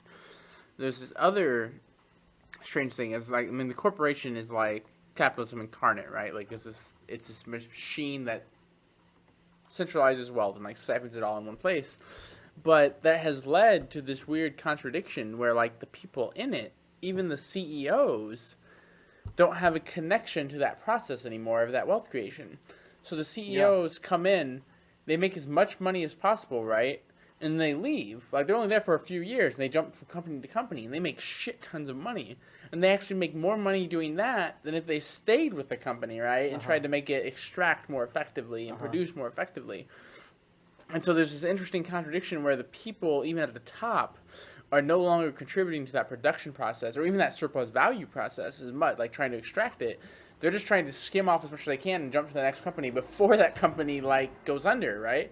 And we see that it's just very interesting, I think. And you think that's different from capitalism in its early incarnations? I mean, so you're not equating CEOs with capitalists. You're like trying to distinguish them as being like somewhere in between, like part of the upper managerial supervisor. Yeah, and it's just because as particularly with to, early like, the board of capitalism, directors who actually own the capital or whatever. That is the owners are still in some sense connected to what they own, right? So the success of their business, corporation, or venture is connected in some way to their success, depending on how well diversified they are. But with the CEO, while they are technically, like, it seems like, oh yeah, they're the face of that company, they're not. Their success is not at all connected to that company because they're going to go somewhere else immediately after they loot this one as much as possible. And so, like, we have this entire managerial class, the upper echelon, which just, like, jumps between companies, takes as much as they can in bonuses and, like, increasing profits, but usually by cutting workers, and then leaving, and then doing it again. And so there's this interesting, like, class of people created which are surviving, like thriving under the fact that those companies are going under with those increased costs of production, extraction, and replacing machinery. Yeah. I just think that's interesting. Yeah. I mean, I think he's right. He's like, what was always necessary was socialism if you want real democracy. Like, there's just no way around it. You can't be free part-time. Which is what our current republics would have us, believe. That, like, outside of work, when you're, you're interacting with the government, you're free. Just when you're at work, you're not. But you just happen to spend most of your life at work, right? Which, somehow you're supposed to still be free during that point. Do you want to go on? We can. What time is it? Is 11:22. We can read. How long is the next chapter? It is 10 pages. 11 pages. Oh, let's do that one at least. Okay. Unless you don't feel like reading. I'm fine. Okay, let's do it. Chapter 5. The post-war boom and fictitious capital. Oh, neat. After the Second World War, most economists predicted a return to Depression conditions. This included more bourgeois economists as well as almost all Marxist economists, but it did not happen. Instead, a new period of prosperity began, sometimes even called the Golden Age of capitalism, which lasted for about 20 to 30 years, from the end of the 40s to about 1970. During this post-war period, there was relatively high employment. In the United States, most white working families had houses and cars, and usually only the husband had to work. The children had access to higher education, and the country enjoyed a so-called labor peace between management and the unions in big industries. An apparent contradiction to the theory of permanent revolution, which would have predicted a steady decline in democratic rights, fascism was overcome in Europe, except for Spain and Portugal, and bourgeois democracy restored. Increasing numbers of colonized nations won their political independence. To most people, any notion of capitalism being in decline seemed preposterous. The only enemy appeared to be totalitarian communist Russia, communist being in scare quotes, of course. Still, from the perspective of the ruling class, some problems remained. On a world scale, capitalism was still unable to industrialize the poorer nations. Even the Western European countries took many years after the war to rebuild their prosperity. Communist, again in scare quotes, and nationalist revolutions continued in poor countries, especially China, Korea, Vietnam, Yugoslavia, and Cuba. Yeah. And Italy and France had large communist, in quotes again, parties. The imperialist countries continued to get into colonial wars, the biggest for the United States being Korea and Vietnam. As mentioned, nuclear weapons grew in number and destructive power. In the United States, there were still many pockets of poverty. The other America, the South, was impoverished and held back by its vicious anti-black laws. Unions abandoned their efforts to organize that part of the country. Millions of African Americans lived under a form of totalitarian repression. A right-wing, anti-communist hysteria swept the nation, driving leftists out of unions, out of colleges, and out of other places of employment. It attacked freedom of speech and association. The economy as a whole still went through business cycles from boom to bust, even if in a shallower, more moderate fashion than before. Causes of post-war prosperity. Just real quick, I was reminded of, I read a book by a professor of history who used to be at SIUC, who was going to be on my dissertation committee, but left SIUC, so Robbie Lieberman, called The Strangest Dream, which is about, she recounts much of that history of the anti-communist hysteria and the House Un-American Activities Committee, which put women involved in the peace movement on trial, and there was this great editorial cartoon that was mocking it, because everybody came to mock it at some point. The mocking was widespread, and the editorial cartoon was so what's Un-American now, women or peace? Right? I think I've seen that comic. Yeah, that was excellent. Causes of the post-war prosperity. If capitalism was, and is, in its epoch of decline, then what caused this post-World War II boom, however limited? Did it disprove Marxist theory? The short answer is that what the Great Depression could not do sufficiently to restore capitalism to apparent health, the World War could do. As I have said, economic downturns function to clear the slate by reducing economic values. The Depression could not do enough to destroy the values of constant capital. The World War, on the other hand, destroyed constant capital itself. Factories, machines, roads, buildings, and raw materials went up in flames all across Europe and Asia. This meant they could be rebuilt after the war, with the most modern productive technology. Similarly, the value of variable capital, the commodity labor power, went down with the massacres and social destruction of the war around the world. It took decades for the educated and skilled workers of Europe to regain their pre-World War I standard of living. In this case, though, capitalism had also benefited from years of working class defeats, from the 20s onward, of failures to make revolutions and of successful counter-revolutions, with the horrors of Nazism and Stalinism. That culminated in the period right after World War II, when social democratic and Stalinist parties kept working class struggles everywhere within the limits of capitalism. Yet the Western ruling classes had certain limitations due to the potential power of the working classes.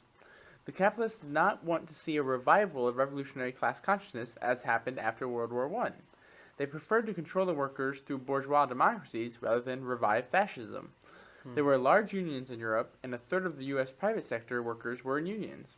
Since they could not simply crush the workers again, as in fascism, the Western capitalists permitted a rise in the standard of living for the workers and increased social benefits, the welfare state for the time being. The U.S. economy was pumped up through the massive stimulus of military spending, far more than the New Deal had ever attempted. The state took wealth from all of society and concentrated it into the hands of a few centralized and concentrated semi-monopolies. High levels of military spending continued after the war, both of conventional armed forces and of nuclear-armed missiles and bombers. President Dwight Eisenhower was to call this the military-industrial complex, and some Marxists called it the permanent arms economy. It was also referred to as military Keynesianism. Concentration was increased on a world scale as international imperialism was reorganized. The British Empire, and the lesser French, Dutch, etc. empires, was essentially superseded by the hegemonic rule of U.S. capital. The dollar became the dominant world currency. In the United States, the prosperity included an expansion of debt and speculation, particularly in the fields of finance, insurance, and real estate. Meanwhile, there was an explosion of automobile industry, which expanded the steel, rubber, and gas industries, highway construction, and resulted in the construction of suburbia. These forces countered the long-run tendencies of stagnation and decline. They did not run out of steam until the middle of the 1960s. From 1970 to the mid-1970s, the world capitalist economy began to slide downhill again, with ups and downs, deeper into stagnation. A new attack on the working class became necessary. The limits of the post-war boom. Liberals wondered if the state could spend so much money on war and preparing for war, why not get the same economic effect by spending on socially useful causes, like universal health care, education, environmental protection, housing for the homeless, and so on. They called, in effect, for a New Deal. In the most abstract sense, this could have been done. Western European countries, which had influential social democratic or communist parties, provided more and better social services than the United States does, starting with the universal health coverage, within the limits of capitalism. However, there are class reasons why the capitalist state cannot provide vast funds for social purposes. Even in Western Europe, social services have been under fierce attack for some time, although they still enjoy more benefits than the U.S. population ever has. Quite simply, the capitalist class will not hand a large chunk of its collective profits, total surplus value, over to the working class. This would both cut down overall profit and politically strengthen the workers. With more social support to fall back on, workers might be more willing to strike and demand higher pay. Socially useful products provided by the state, such as houses, food, and medical care, would compete on the market with the same commodities made by private capitalists. Ideologically, if the people saw that the state could provide extensive benefits and produce needed products, they might think, why do we need the capitalists? Workers might start thinking in terms of some sort of socialism. This would not do. From the viewpoint of the bourgeoisie, this is why they have a bourgeois state. Some sorts of government spending, on the other hand, are completely acceptable. Military spending, for instance, is a direct state subsidy to big capitalists. It does not compete on the marketplace. No one makes nuclear missiles for private sale, at least not legally. It channels value to some of the biggest corporations. It has its own ideological justification, defense, that protects it when politicians cut social benefits for workers and the poor. I am focusing on the economic effects of military spending, but I do not deny that it does have its uses for the empire. The United States does need material in order to invade smaller countries. Even nuclear missiles are supposedly useful for deterring nuclear attacks from enemies, although this reaches crazy thinking, since any use of weapons would destroy both the attacker and the defender. The economic basis of military spending became obvious every time the government considers adding in new weapons or retiring old ones. The companies that make them throw the lobbyists into high gear. They whip up the workers who make these products to demonstrate and petition. The politicians representing the regions where armaments are manufactured, whose re-election campaigns are financed by the same companies, demand continued support for the industry and the ideology behind it. But military spending has an inherent weakness. When tractors, for example, are produced, they can be used by farmers to grow things. Bulldozers can be used in the next production cycle to make buildings. But what about tanks? Once manufactured, the tanks either stay at home, producing nothing, or they are sent abroad, where they destroy things. This is even more true for intercontinental nuclear missiles. Much value goes into making them, but they are not to be used, and hopefully will never be. Whatever its political or military significance, military spending is economically the same as paying capitalists to hire workers to dig big holes and fill them in again. Suppose the government decides to make some missiles. It has a fund of money, some from taxes, ultimately from the pool of surplus value, and most from borrowing, selling bonds, a range of Treasury Department securities. The government takes in money from its buyers and promises to repay the cost of the bonds with a certain amount of profit and at a future date. It pays a capitalist firm to make them, including what the firm counts as profit. The firm buys necessary material, constant capital, such as steel and machines. The firm hires workers, variable capital, to make the missiles. At the end of this process, the government has gone deeper into debt. But one, the buyers of government bonds count themselves as having new wealth, and two, the firm has produced profits that it pays out to its stockholders and or saves for further investment. And three, the workers have their wages, which they spend on consumer goods, healthcare, and sending their children to college. But while all this paper, bonds, stocks, and the arms company money has increased and continues to circulate, there are no new products on the market. Marx called this circulating paper wealth fictitious value, or when used as capital, fictitious capital. Yeah. It is sick enough to think of an economic system that sustains itself, in large part, by preparing for mass nuclear death. It is even sicker to have an economy that sustains itself by effectively producing nothing. This is the epoch of capitalist decay. Fictitious capital. What are those treasury bonds exactly? They are past loans to the state, loans made by the people, companies, or governments who purchase the bonds. The government quickly spends that money. It is quite literally no longer there. So what the bondholders own, according to Marx, are paper duplicates of consumed capital. That entitles them to a portion of the future tax revenue. While real capital exists in the form of actual commodities, machines, and the like, fictitious capital exists only as an idea, a promise. Arms production and other forms of public expenditure are not the only way to create fictitious capital. When housing prices rise in a housing bubble, despite the fact that no new wealth has been created, this is fictitious capital. When oil is produced and revenue is not set aside for the future to pay for reaching hard-to-get oil, the profit claimed is fictitious capital. Rent of land that has not been improved by human labor is fictitious capital. Wealth created by primary accumulation is fictitious capital. Speculation on stocks and bonds with increasingly remote relations to the real economy they supposedly represent is fictitious capital. So hold on just 1 second, because I think that was an interesting point, and I'm not sure I totally agree, even though I think it's kind of brilliant, but the idea that the profits claimed on oil in the present, if they don't account for the future difficulties, like that mean fictitious capital, then like apply that logic to anything. Because like anything could become much more difficult, or I mean like there's lots of other natural resources, but even like more than that, like there's all sorts of ecological and labor related complications that could impede upon future profits. Right. And so like then I mean like the whole basis for that argument like seems to like fall apart, because like do you have to factor in like everything, like the future of everything, in order to assess whether something's fictitious capital or not? Right. And I think so one distinction that I think is important is it's fictitious capital, not fictitious profit, right? So they're getting real immediate profit. Yeah. As for the capital, like, so once it's correct, like, I mean, because your bank account number is going up doesn't mean you actually have any more material wealth, right? Yeah. Like, let's say the banking system crashes, completely, those numbers are erased. You Yeah. just have your real capital then, whatever you happen to have. Yes, sure. And so then a bunch of those things are fictitious. They just are erased, like eliminated. Right. And so particularly when he's talking about like stocks Yeah. and bonds and things, I Yeah. think that's accurate.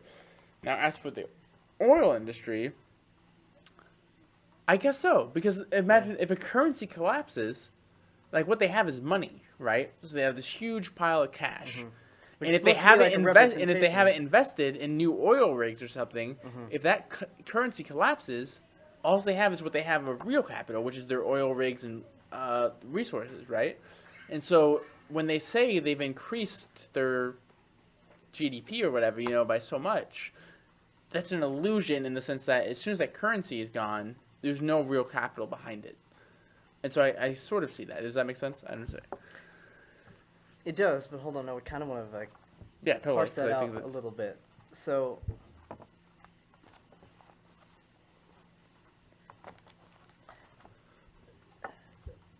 but right now, like as that profit's being realized, they have the labor power and they have the oil, and that's producing social wealth. So that's capital, and like the money is a representation of that, and like it's not an inaccurate one. Mhm. I mean, I'm putting aside like all of the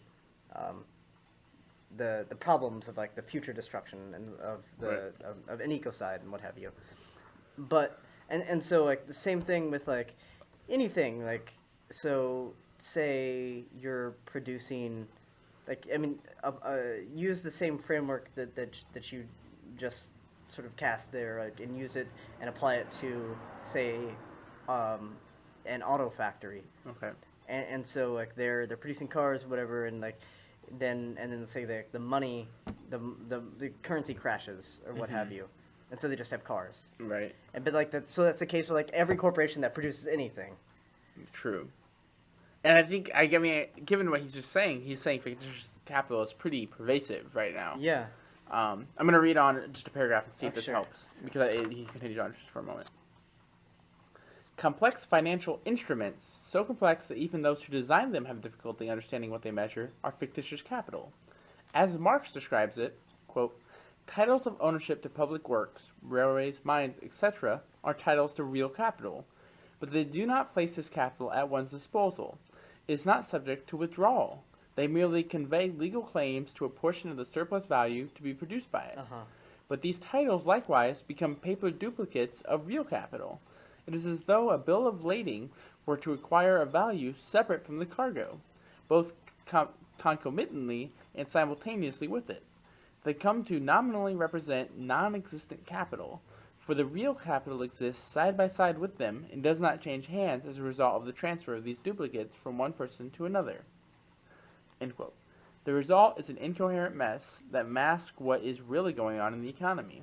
Quote, everything here appears distorted, since in this paper world, the real price and its real basis appear nowhere, but only bullion, metal coin, notes, bill of exchange, securities. The entire process becomes incomprehensible. I'm assuming that's Marx again. It bid that 4090. That didn't really help clarify it. I'm sorry. But I mean, the way that I always understood fictitious capital is that it is a claim on the future capital and value that's going to be produced, Right. as opposed to what's already been produced and realized, which is the case with the oil example that he gave. Even if even if like the future's in peril as a result of the industry continuing to operate. Yeah, and so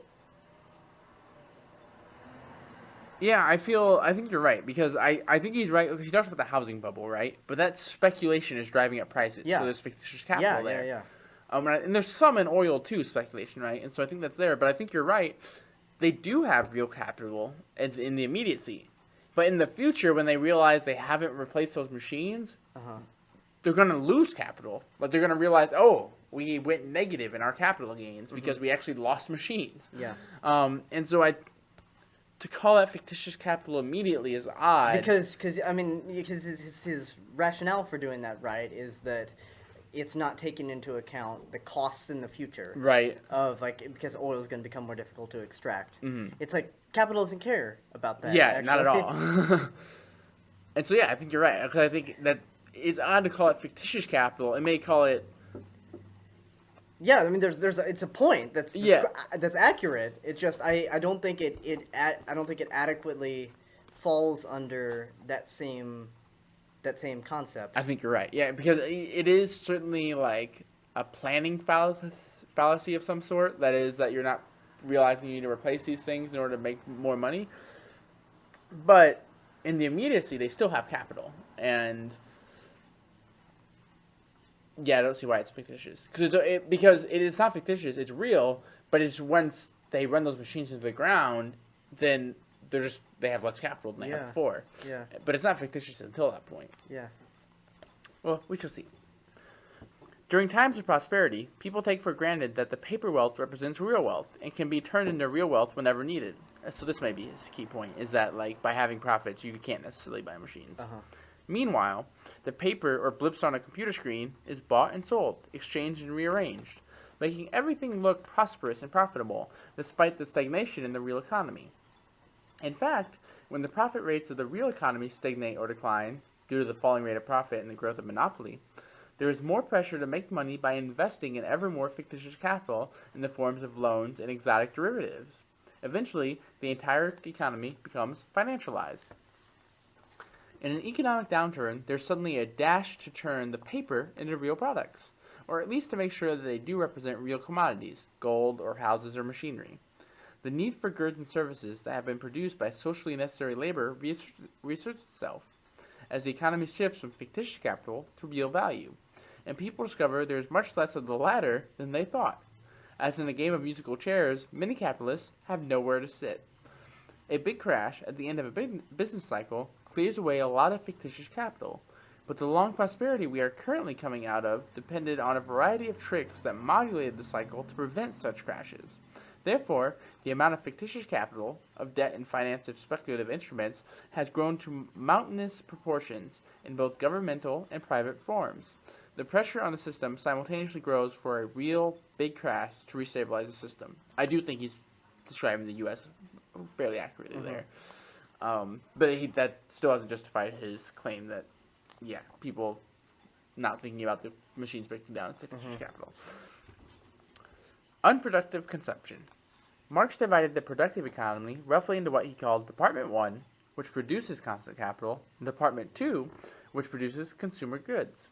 Department 2 provides for the working class, variable capital, which need food, housing, healthcare, and entertainment in order to re-enter the cycle of production, that is, go to work the next day. Capitalists also consume commodities, of course. However, the gourmet meals, mansions, and yachts are luxuries. They do not re-enter the cycle of production, because capitalists are not necessary for production. That's brilliant right there. Right. I mean, granted, workers probably, in certain cases, enjoy their share of luxury goods. Right. When possible, which isn't nearly as often as the 1%. But yeah, the fact that like that consumption it's not. I mean, it's conspicuous consumption, like the old traditional sense, but also in the sense that it's superfluous because it's not going into and contributing to the reproduction of capital. Right, which is it's not reinvesting in the system. Yeah. That's very interesting. They do not re-enter the cycle of production because capitalists are not necessary for production. Marx treated their consumption as a sliver of Department 2, as unproductive consumption. Productive consumption uses up goods in the process of producing surplus value, while capitalist unproductive consumption of luxuries is paid for entirely out of capitalist revenue, using up surplus value, not creating it. The middle layers of society, managers, supervisors, bureaucrats, mostly work for the capitalists, directly or indirectly, and are paid out of already existing value. They do not create any new surplus value. Arms spending and similar forms of wasteful production have exponentially expanded this luxury production. Government arms production, fictitious capital, new forms of primitive accumulation, and financialization kept capitalism going after World War II. The apparent prosperity lasted for about 30 years. It has been downhill since then, and it is getting worse. The underlying tendencies of the epoch of capitalist decay are reasserting themselves. This is what we are now living through and will continue to live through, I believe, until there is either a collapse of civilization or a working class-led revolution. Understanding the post-war boom in general is no substitute for an analysis of the current economic crisis, nor can it precisely predict the future on any set schedule. It does, however, show that the period of apparent prosperity does not contradict Marx's concept of the epoch of capitalist decay, and that his concept of fictitious capital is important for understanding the world today. That's chapter 5. If you want to finish part 2, chapter 6 is 9 pages. Let's do it. Okay. Do you want to read? Yeah.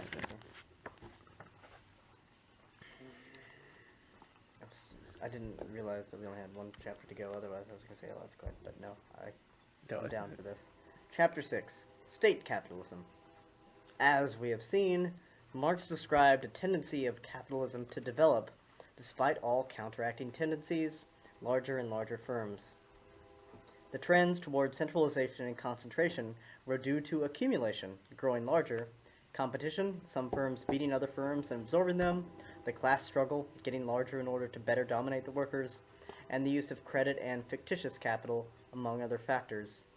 Monopolization and the giant firms it required caused increasing intervention by the state in the economy.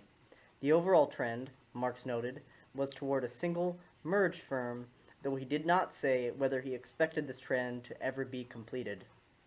Even a single national firm, however, would still be capitalist.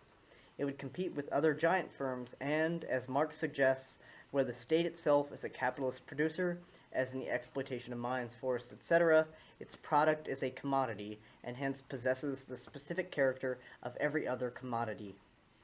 Engels' concept of state capitalism.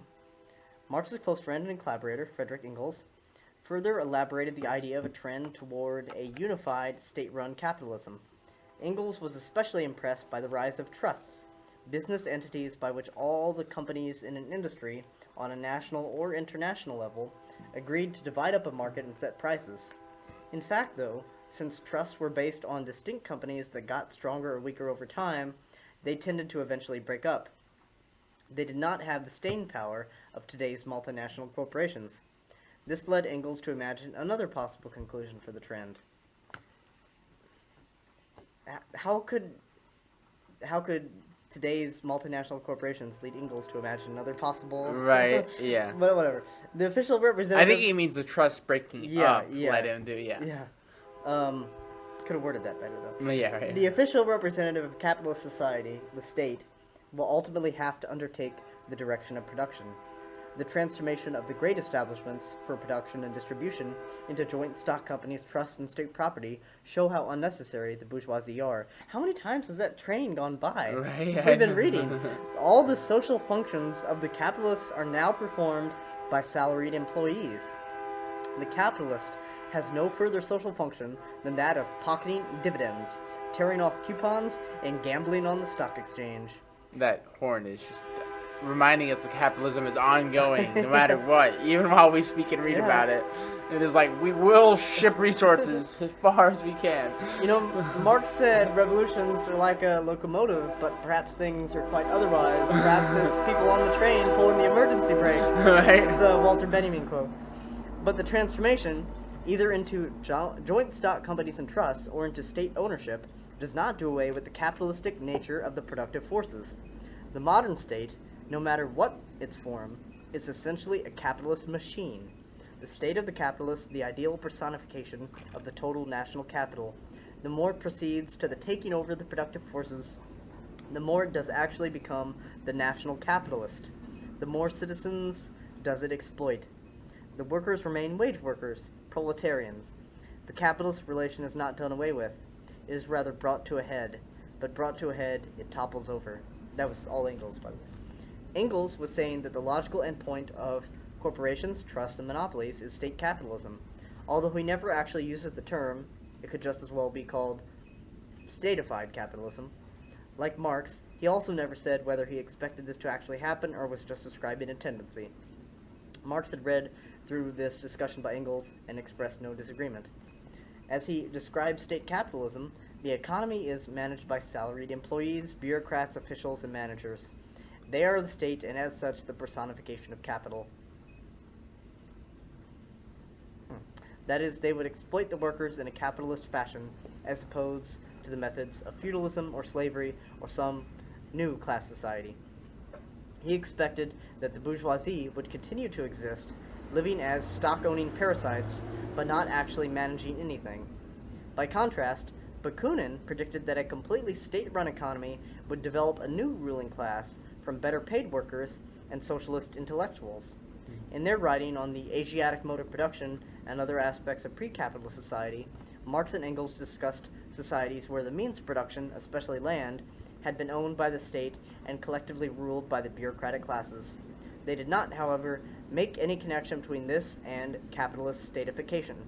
This may have been because they felt that these societies, for example, some of the Central American Indian empires, were virtually stagnant, lacking any real drive to accumulate, and thus had little in common with capitalism.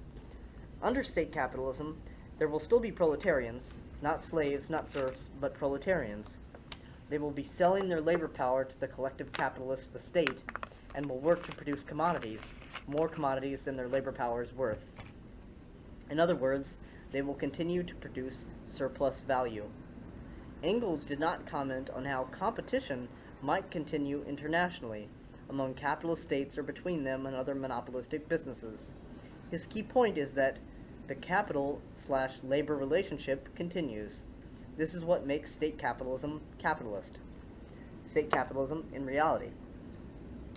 What was for Marx and Engels more of a logical trend has long been observable in the real world. Historically, capitalist governments have owned railroads and other productive enterprises, even automobile factories or coal mines. Even now, when the right-wing anti-Keynesians have won hegemony over economic discourse, statism remains strong. Despite all the talk about free markets and liberty, the rightists have not called for ending state subsidies to the armament and other industries. In fact, they champion increased police and military power for the state. But examples of complete statification did not come through the merger of traditional capitalist monopolies, as Engels had imagined. It came through Marxist-Leninist-led revolutions in Russia, China, Cuba, and other countries, and later with the expansion of the Soviet Union's military power into Eastern Europe.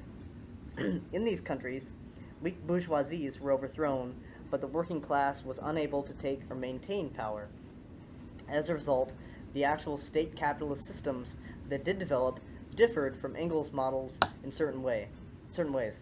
The lingering, parasitical bourgeoisie, he postulated, was wiped out, even though a small number of capitalists filtered back into the new state bureaucracies. And the system covered itself in a pseudo-socialist, semi-Marxist ideology to justify itself and to confuse the population. A little bit of an oversimplification, but point taken. However, as Engels and Bakunin had described, actual power resided in a layer of salaried employees, a collectivist bureaucracy. They owned the state property in the sense that, collectively, they could do what they wanted with it, which is what ownership is. Collectively, they held private property in the sense that it was kept private or separate from the mass of the population. Individual bureaucrats lived far better than did ordinary workers. They could not directly pass on their property to their children, leaving aside the bizarre dictatorship in North Korea, ! But by education and contracts, their children were guaranteed places in the bureaucracy. The state remained a capitalist state, a bureaucratic military centralized instrument of capital accumulation. Not only was the total state capital of these countries in competition on the world market, but it was internally divided into competing entities and commodity marketplaces. The workers remained proletarians, selling their labor power for money on the labor market. There was a great deal of labor turnover, producing surplus value, producing commodities, and buying commodities on the consumer market, as did the capitalist bureaucrats. Farmers worked at collective farms, officially cooperatives, not state farms, that sold goods on the market. They also usually had small private plots where they raised produce to sell. The large enterprises also sold means of production to each other using contracts and bank accounts. Therefore, means of production were also commodities. and the whole thing was held together by gray and black markets, deal-making and trading. There was usually an official economic plan, but it was never actually fulfilled. The economies of the Soviet Union and Maoist China were highly distorted and deformed forms of capitalism, where the laws of capitalism operated in an indirect and mediated way. But a distorted market is still a market, and a distorted capitalism is still capitalism. Think, for instance, of capitalism under Nazi totalitarianism or the historical U.S. company towns. Yeah. The communist countries had, despite all the window dressing, capitalist economies. Just as much as any corporation, the Soviet Union was driven to accumulate. In fact, its growth during the 1930s and 1940s was often cited as proof of its socialist nature. But just as much as capitalist business firms, the USSR was driven to accumulate. This was the historic task of the capitalist class in any of its forms as it ground down the working class. Engels did not expect such societies to last long. Brought to a head, it topples over. Quote, Marx had emphasized how units of capital, companies, that were over-centralized for their level of technical productivity, would fly apart, dissolving into smaller units as a result of internal competitive pressures. But Engels tended to emphasize the political effects. Writing about the monopolistic power of the trusts, he wrote that the exploitation is so palpable that it must break down. No nation will put up with production conducted by trusts with so barefaced an exploitation of the community by a small band of dividend mongers. In the Soviet Union, this effect was countered for a time by the absence of a traditional propertied bourgeoisie and the effective use of ideology to mask the true nature of social relationships. For whatever reason, Marx and Engels saw state capitalism as ultimately fragile. It was and remains unable to solve the basic problems of capitalism, including its tendencies toward eventual stagnation, increasing conflict between capitalists and proletarians, and an explosive, crisis-ridden economy. In fact, the statified and collectivized form of capitalism that once existed in the Soviet Union and China did break down. Given the weaknesses of the world working classes at the time, unfortunately what replaced it was a more traditional form of capitalism, with a great deal of state involvement. But there is no inherent reason that state capitalisms cannot appear again under certain conditions, such as the defeat of a working class revolution. The question of whether or not the Soviet Union and Nazi Germany had the same economic system is an interesting one. Without going into detail, I will say that they were both capitalist economies with a great deal of merger between the state and the economy, consistent with Marx and Engels' expected trends. The ruling totalitarian parties dominated their national economies. The main difference between them, and it was an important one, was that the Soviet Union had abolished the traditional capitalist class, the stock-owning bourgeoisie, and replaced it with a collectivized layer of bureaucrats. Nazi Germany and the other fascist countries left the old capitalist class in place, except for the Jewish capitalists, and still owning property, although they now had to pay off the fascist rulers. This became clear at the end of the Second World War, when German and Italian capitalists re-emerged, still owning their firms and ready to carry on business. State capitalism and the socialist program. From the 30s to the 80s, there were sharp debates among Marxists about the nature of the Soviet Union and later of its offspring. I find it astonishing how few sought to compare it to Engels' model of state capitalists. Many theorists insisted that the very concept of state capitalism contradicted Marxism, in spite of Marx and Engels' clear statements. What this means is that the condition that Marx and Engels saw as the culmination of capitalist decay, a great many Marxists see as the basic model of socialism. For Engels, nationalization of all industry by a capitalist state was not socialism, but what we would today call state or statified capitalism. Up to this point, anarchists agree with Engels and Marx. But Marx and Engels further believed that if the workers were to take over the statified economy with their own state, the result would be not state capitalism, but the beginning of socialism. For them, a collectivized economy would lead to the end of classes in the state, and the state would become a benign, non-coercive institution. As Engels put it, the proletariat seizes political power and turns the means of production in the first instance into state property, but in doing this, it abolishes itself as proletariat, abolishes all class distinctions and class antagonisms, abolishes also the state as state. The government of persons is replaced by the administration of things and by the conduct of processes of production. The state is not abolished, it dies out. As an anarchist, of course, I reject this perspective. As Kropotkin wrote in an article for the 1910 Encyclopedia Britannica, really weird, the anarchists consider that to hand over to the state all the main sources of economic life, the land, the mines, the railroads, banking, insurance, and so on, as also the management of all the main branches of industry, in addition to all the functions already accumulated in its hands, education, state-supported religions, defense of the territory, etc., would mean to create a new instrument of tyranny. State capitalism would only increase the powers of bureaucracy and capitalism. It makes no difference whether this involves a bourgeois state or a so-called worker state. With the benefit of over a century of hindsight, it is clear who was right. For further discussion of state capitalism, see Dahm 1990, Hobson Tabor 1988, and Part 3 of Price 2010. And that ends Part 2.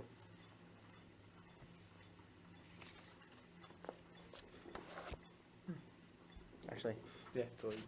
Keep on that. Sit on your knees. what were your thoughts on that last chapter? I mean, that's the standard anarchist critique, right, of state capitalism. And it's interesting, I hadn't realized that more Marxists hadn't, I'm not sure he's right about that, actually, more Marxists hadn't called it state capitalism. Yeah. Because I feel like even Lenin himself referred to it as such, Yeah, right? yeah, I That think he was so. using capitalism to create socialism, like he was using it to create the conditions for socialism. So I think he would embrace that term. He would say, actually, that was what I was doing. He's like, but it was just necessary to create the conditions for socialism and communism to take off. I mean, I disagree with him about the necessity of such, but I think most Marxists would say it was state capitalism. But then again, I haven't read a lot of Marxists. And so, here's something that I've been thinking about some. If the so-called worker state would actually, that Marx and Engels envisioned Yeah. as resulting from the proletarian revolution, if that would actually be like a state as we know it today or have known it, or if it would have to be, and if there could be a similar type of revolution, which he seems to be down for, like a proletarian revolution, Right. whether it's along the lines that Marx and Engels envisioned or whatever else, could be different, but that still abolished, or that declared, because there was like enough mass support or what have you, declared the existing capitalist social relations and the state done, and then went about like replacing it with something like, so they're like, oh, like we could argue over the semantics. They could have, they could say, well, maybe it's not done. Maybe we're just declaring a worker state. But like, we're going to do the same things as we would do anyway, which would be instituting these, self-managed enterprises that collaborate with each other. And that's one of the reasons why I'm still hesitant, sometimes 'cause I'm not sure I'm fully an anarchist, is because I still think it's possible to use the state to get the revolution we desire. But I don't see, like, the whole problem is the vanguard and the party, right? I think for instance, if some vanguard, I would even say, maybe you could even use the vanguard, they take state power, right, and they nationalize the industries. But if in nationalizing them, they also syndicalize them, that is, they give them workers control, then I think it's possible. So I'd say it's theoretically possible, although I'm really skeptical of its actuality, right? That these parties would ever actually give their fucking power to the workers, who they don't trust to do it themselves. But I do think it's possible. But you have to syndicalize in addition to nationalizing. And so I think one of the common, if misguided, anarchist rejoinders to that would be like, well, the syndicalism has to come from below. And like, well, what does that mean? Well, I think what a lot of people mean by that is that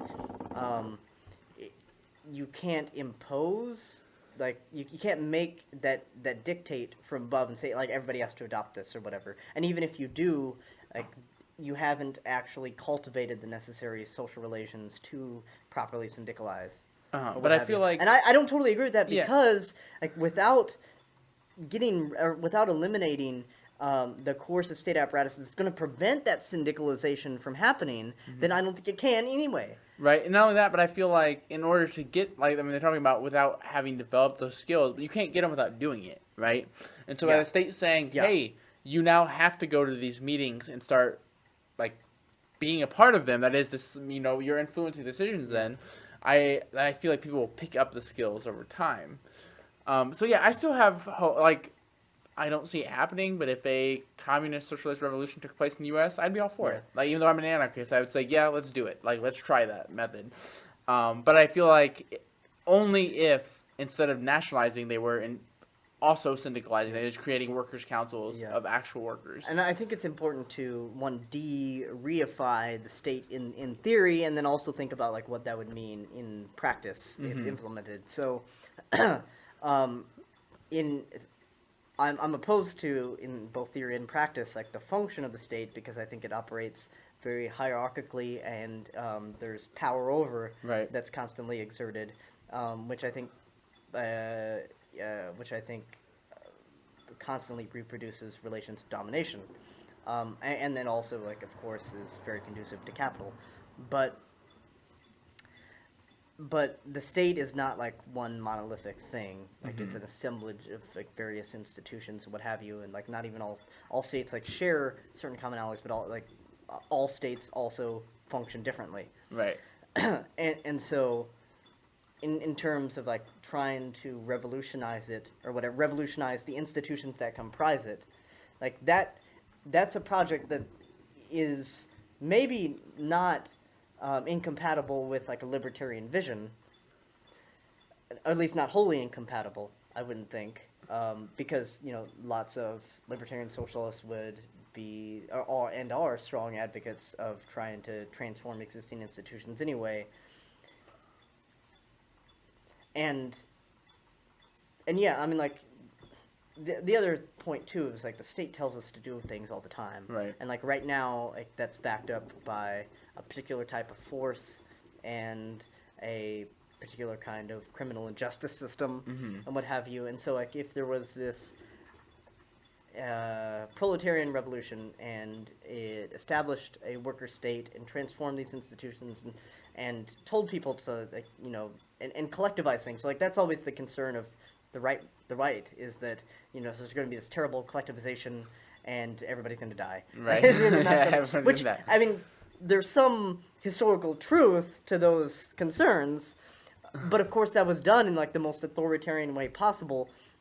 And also, like, I guess Marx would be the first to point out that it was done in primarily in societies where there wasn't this, like, vastly developed technological industrialization that would be very useful in militating against mass starvation or what have you, if properly deployed. Now, the point that I was going to make is, like, whether the dictates from above, like, if one of the institutions that's transformed is, like, the criminal justice system and police, for that matter. So it's like, if the dictate was not like, you do this or you go in the gulag or whatever, but it's like there's enough mass popular support, and that the control over the state apparatus is handled through these, like, various popular associations that are a fundamental part of, say, the revolution that enables the abolition of the capitalist state. And then so it's decided, like, and, you know, not everybody, of course, I can't imagine a scenario where everybody would be on board or whatever, like, capitalists for certain, obviously, like, you're overthrowing something, but also, like, other folks too, and say, like, well, if you don't do this, then, like, maybe you won't go in the gulag, but, like, there's a certain amount of land that, like, that they would be communalizing or something, so there's going to be a use of either force or coercion, which is what a lot of anarchists and libertarians are opposed to. Now, like you said, like, if this goes down, and it goes down in something like the way that I described, where it's not like we're throwing people in the gulag, but it's like, well, this was previously private property, we're going to declare this communal property, like, either give it the program or, you know, don't, but if you don't, then, like, you don't have use of it. Like, I don't have too much of a problem with that. That would not be my, like, ideal revolutionary scenario, But if that's what went down, like, that's preferable to what we got. And And that's actually be liberatory. And that's compared to what exactly we how I got. feel, because I feel like one of the false assumptions anarchists make is that you can't have liberation through authoritarian means. And while I think it's unlikely, I do think it's still possible. That I think Yeah. that if you have a group take over and they start making you, because most people are going to follow the orders. That's what they've been trained to do. It's what they've been culturally like indoctrinated to do. And so if you start saying, hey, you now, instead of doing your normal job, you have to attend this meeting once a week and like decide how you're going to produce things. Yeah. People will do it. Yeah. And in doing so, they'll start learning skills and like get this sort of self-awareness they wouldn't have got otherwise. And yes, it was an authoritarian means to get there, but it's still a liberating, like a transformative action. Yeah. And so I think you can get that through authoritarian means. However, I do think the worries about authoritarianism is real, right? That usually, in fact, authoritarians end up finding themselves in cushy positions of power and just expanding it, right? And I think that's certainly a worry, and I think that's why it's like not succeeded before. But I do think it's possible. Now, so I'm just like you. I think it's optimal. It would be my preference to have this prefigurative politics and grassroots like overthrow from below. Yeah. But if Or that just can't placement happen, from yeah, below. or if that can't happen, and it's actually this coup of taking over the hierarchy, and then like sort of like from the hierarchy implementing this more grassroots sort of decision making, Yeah. I'm fine with that too. Because I'm like an opportunist. I'm all about the consequences. Which if we can get to anarchism, then I'm down with it. Whether that means brutal authoritarianism or like working class. Like grassroots analysis or completely peaceful revolution. Whatever works, but I just want it to work. And so I'm willing to get there. But I am skeptical that the vanguard could pull it off, but I think it could. Because, for instance, I think an anarchist vanguard could do it. That is, if they took over state power and actually had enough popular support to be considered legitimate as a state power, they could syndicalize the entire freaking industry, right? They could nationalize industries and syndicalize them. And I think that would have real, like, anarchist effects, like start creating anarchist society, even though it was done in a very authoritarian fashion with hierarchy. And like, would even be, I suggest, like still partly compromised because Certainly. of those relations in place. Right. Like you're empowering, one group's empowering itself over others. exactly, empowering yourself over others, forcing others to empower themselves. exactly, in an odd way. And of course, while they're doing this, they're likely not producing anything, but still surviving, right? And that's what creates this class of parasites still. But I feel like some anarchists who have two ideals could do that and actually abolish themselves overall. I think it's possible. I do think it's unlikely, but I think it's possible. And it's all the more unlikely because find me a group of anarchists that are willing to form a vanguard. Yeah, exactly, right? That are willing to do it. But, yeah, I mean, so I think it's possible. But I do think there's, like, power corrupts, right? Yeah. And so when you're making these decisions to push society towards that anarchist goal, I feel like you're going to want your hands all over everything, right? I got to make sure it works out this way, because otherwise it won't get to anarchism the way I want. And I think there will be some authoritarian pushes there that are very dangerous. And you know what? And maybe I guess I kind of hope I'm wrong about this, but because of the kind of do-it-yourself, self-management ethos that has long been a part of the anarchist tradition. Like I could see anarchists being like even more like hands-on, right, from that position of power. And so I guess one of the things that would help me tell whether or not such a vanguard was succeeding was how they dealt with people doing it themselves alternatively. Like if this company or restaurant just organized themselves, if the state was like, okay, that's fine. Like, you succeeded. Like, we're just going to let you do your thing. Or, no, you need to go with a party program, which is really going to get you there, right? Yeah. So, like, Kronstadt is a huge example, right? Yeah. It was where they're like, no, you need to do it our way, even though they were still succeeding in the project, right? And so I feel like that would be the real telling point is when, like, 'cause some people are going to do it on their own. And they're going to be like, screw the party. Like, we can do what they want anyways. Yeah. And I think if the anarchist leaders, the vanguard, are like, hey, that's cool, do it, then I'd be like, okay, you have potential to actually pull this off. But if they're instead like, no, we need to do a certain way in order to make sure it all works, then I could see them already starting to push their authoritarian. Oh, I need to micromanage everything in order to have it be the right way.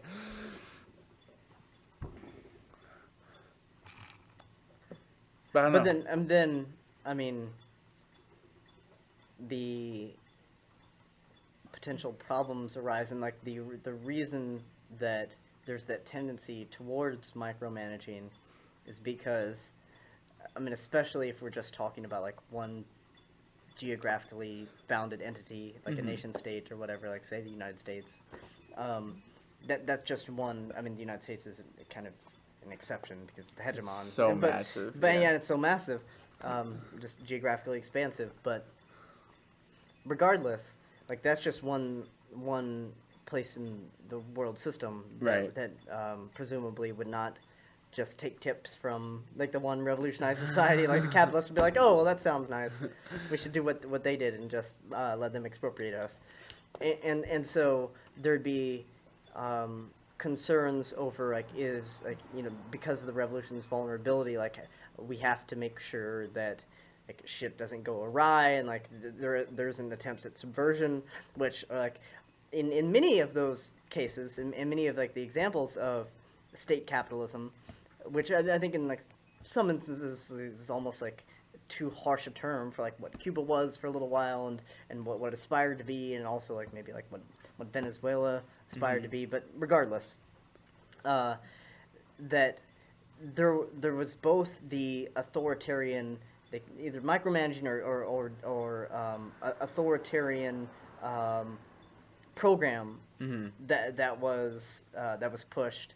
And then there was also a bit because over concern that that there's going to be subversion or whatever, but then there was actual subversion that was taking place, right? Like attempted subversion, attempted counter-revolution, which is like real, and I would anticipate it being real. In sure, it's going to be. In fact, particularly in places like, for instance, I don't see there being kind of a industrial U.S. at all. Like, no, it's I don't think freaking capitalist hegemony. It's the center of the freaking system. Like, I don't see it collapsing from that particular form. I think in other nations it's more possible, but like, there's serious like supremacist elements, and I think there's going to be reactionaries, and like I think it's naive to not assume they're more organized or will be more organized than they are. I think the Klan, Golden Dawn, like all these groups are like well established way before the revolution, and then people are sort of surprised they pop up after. But they're going to happen. And of course, whether it's a communist or anarchist vanguard or whatever, is going to have to deal with them. And I think that there's legitimate ways in which the authoritarianism comes out in that, look, the Klan's like straight up taking over towns, right? So like we have to deal with this. But then, of course, they always expand that need for defense and stuff to apply to even people who aren't, like just proletarians, like deciding, hey, we don't want to deal with your bureaucrats, we just want to live our own lives, and then no, you need to deal with the program. And so yeah, it's a very fine line. I don't even know how to draw it, because like how do you decide whether someone is just a reactionary or just a autonomous liberation movement? To go back to the original point about authoritarian means, or means that are maybe not necessarily consonant with your richest view of liberation being used for liberatory ends. I mean, that's the basic critique of nonviolence. Right. I mean, and it's a good one. Yeah, I think so. Yeah, for sure. It's the exact same thing. The idea that, yes, we'd all love if we could just convince them, but, oh, look at all this suffering you're causing. Let's stop doing that. And they did it. That would be great. But it's not going to work. It hasn't worked. It's not happening. And so we have to do something else. And which is why I think you have to realize that people have been formed and broken in certain ways by capitalism. And so we have to account for that in our theory of struggle, which is that we're going to have to reformulate people in certain ways. And then and already that sounds super authoritarian. But it's true. Yeah. Like, people are not prepared for it, otherwise they'd already have done it, right? Like, if they were really like all self-conscious proletariats who wanted to take over their lives and their workplaces, they would have happened already. But it hasn't, because there's something else going on there. And just to add to the other point about the necessity of exerting force in instances of self-defense or what have you. That's that's just like factually and historically accurate, that people have been able to liberate themselves in terms of like being able to enjoy like fuller freedoms by not having to deal with that oppressor, or at least by living. In which case, like, they wouldn't be able to if they just adhered to a strict doctrine of nonviolence. Right. Which to me just like seems so obvious that to ignore that, like, it's even hard for me to kind of formulate an argument like I'm trying to do in this essay that I'm working on in some respects, because it's like, how do I even address that? Because it's like something that like shouldn't require that much explanation. Yeah, and that's what's interesting is because, like, it actually I feel it's gone down. It's much more of a liberal thing now to talk about the pure pacifism or nonviolence. But there's still a small strain of anarchist world, which apparently Springer is a part of, which, thinks that anarchism means pure nonviolence.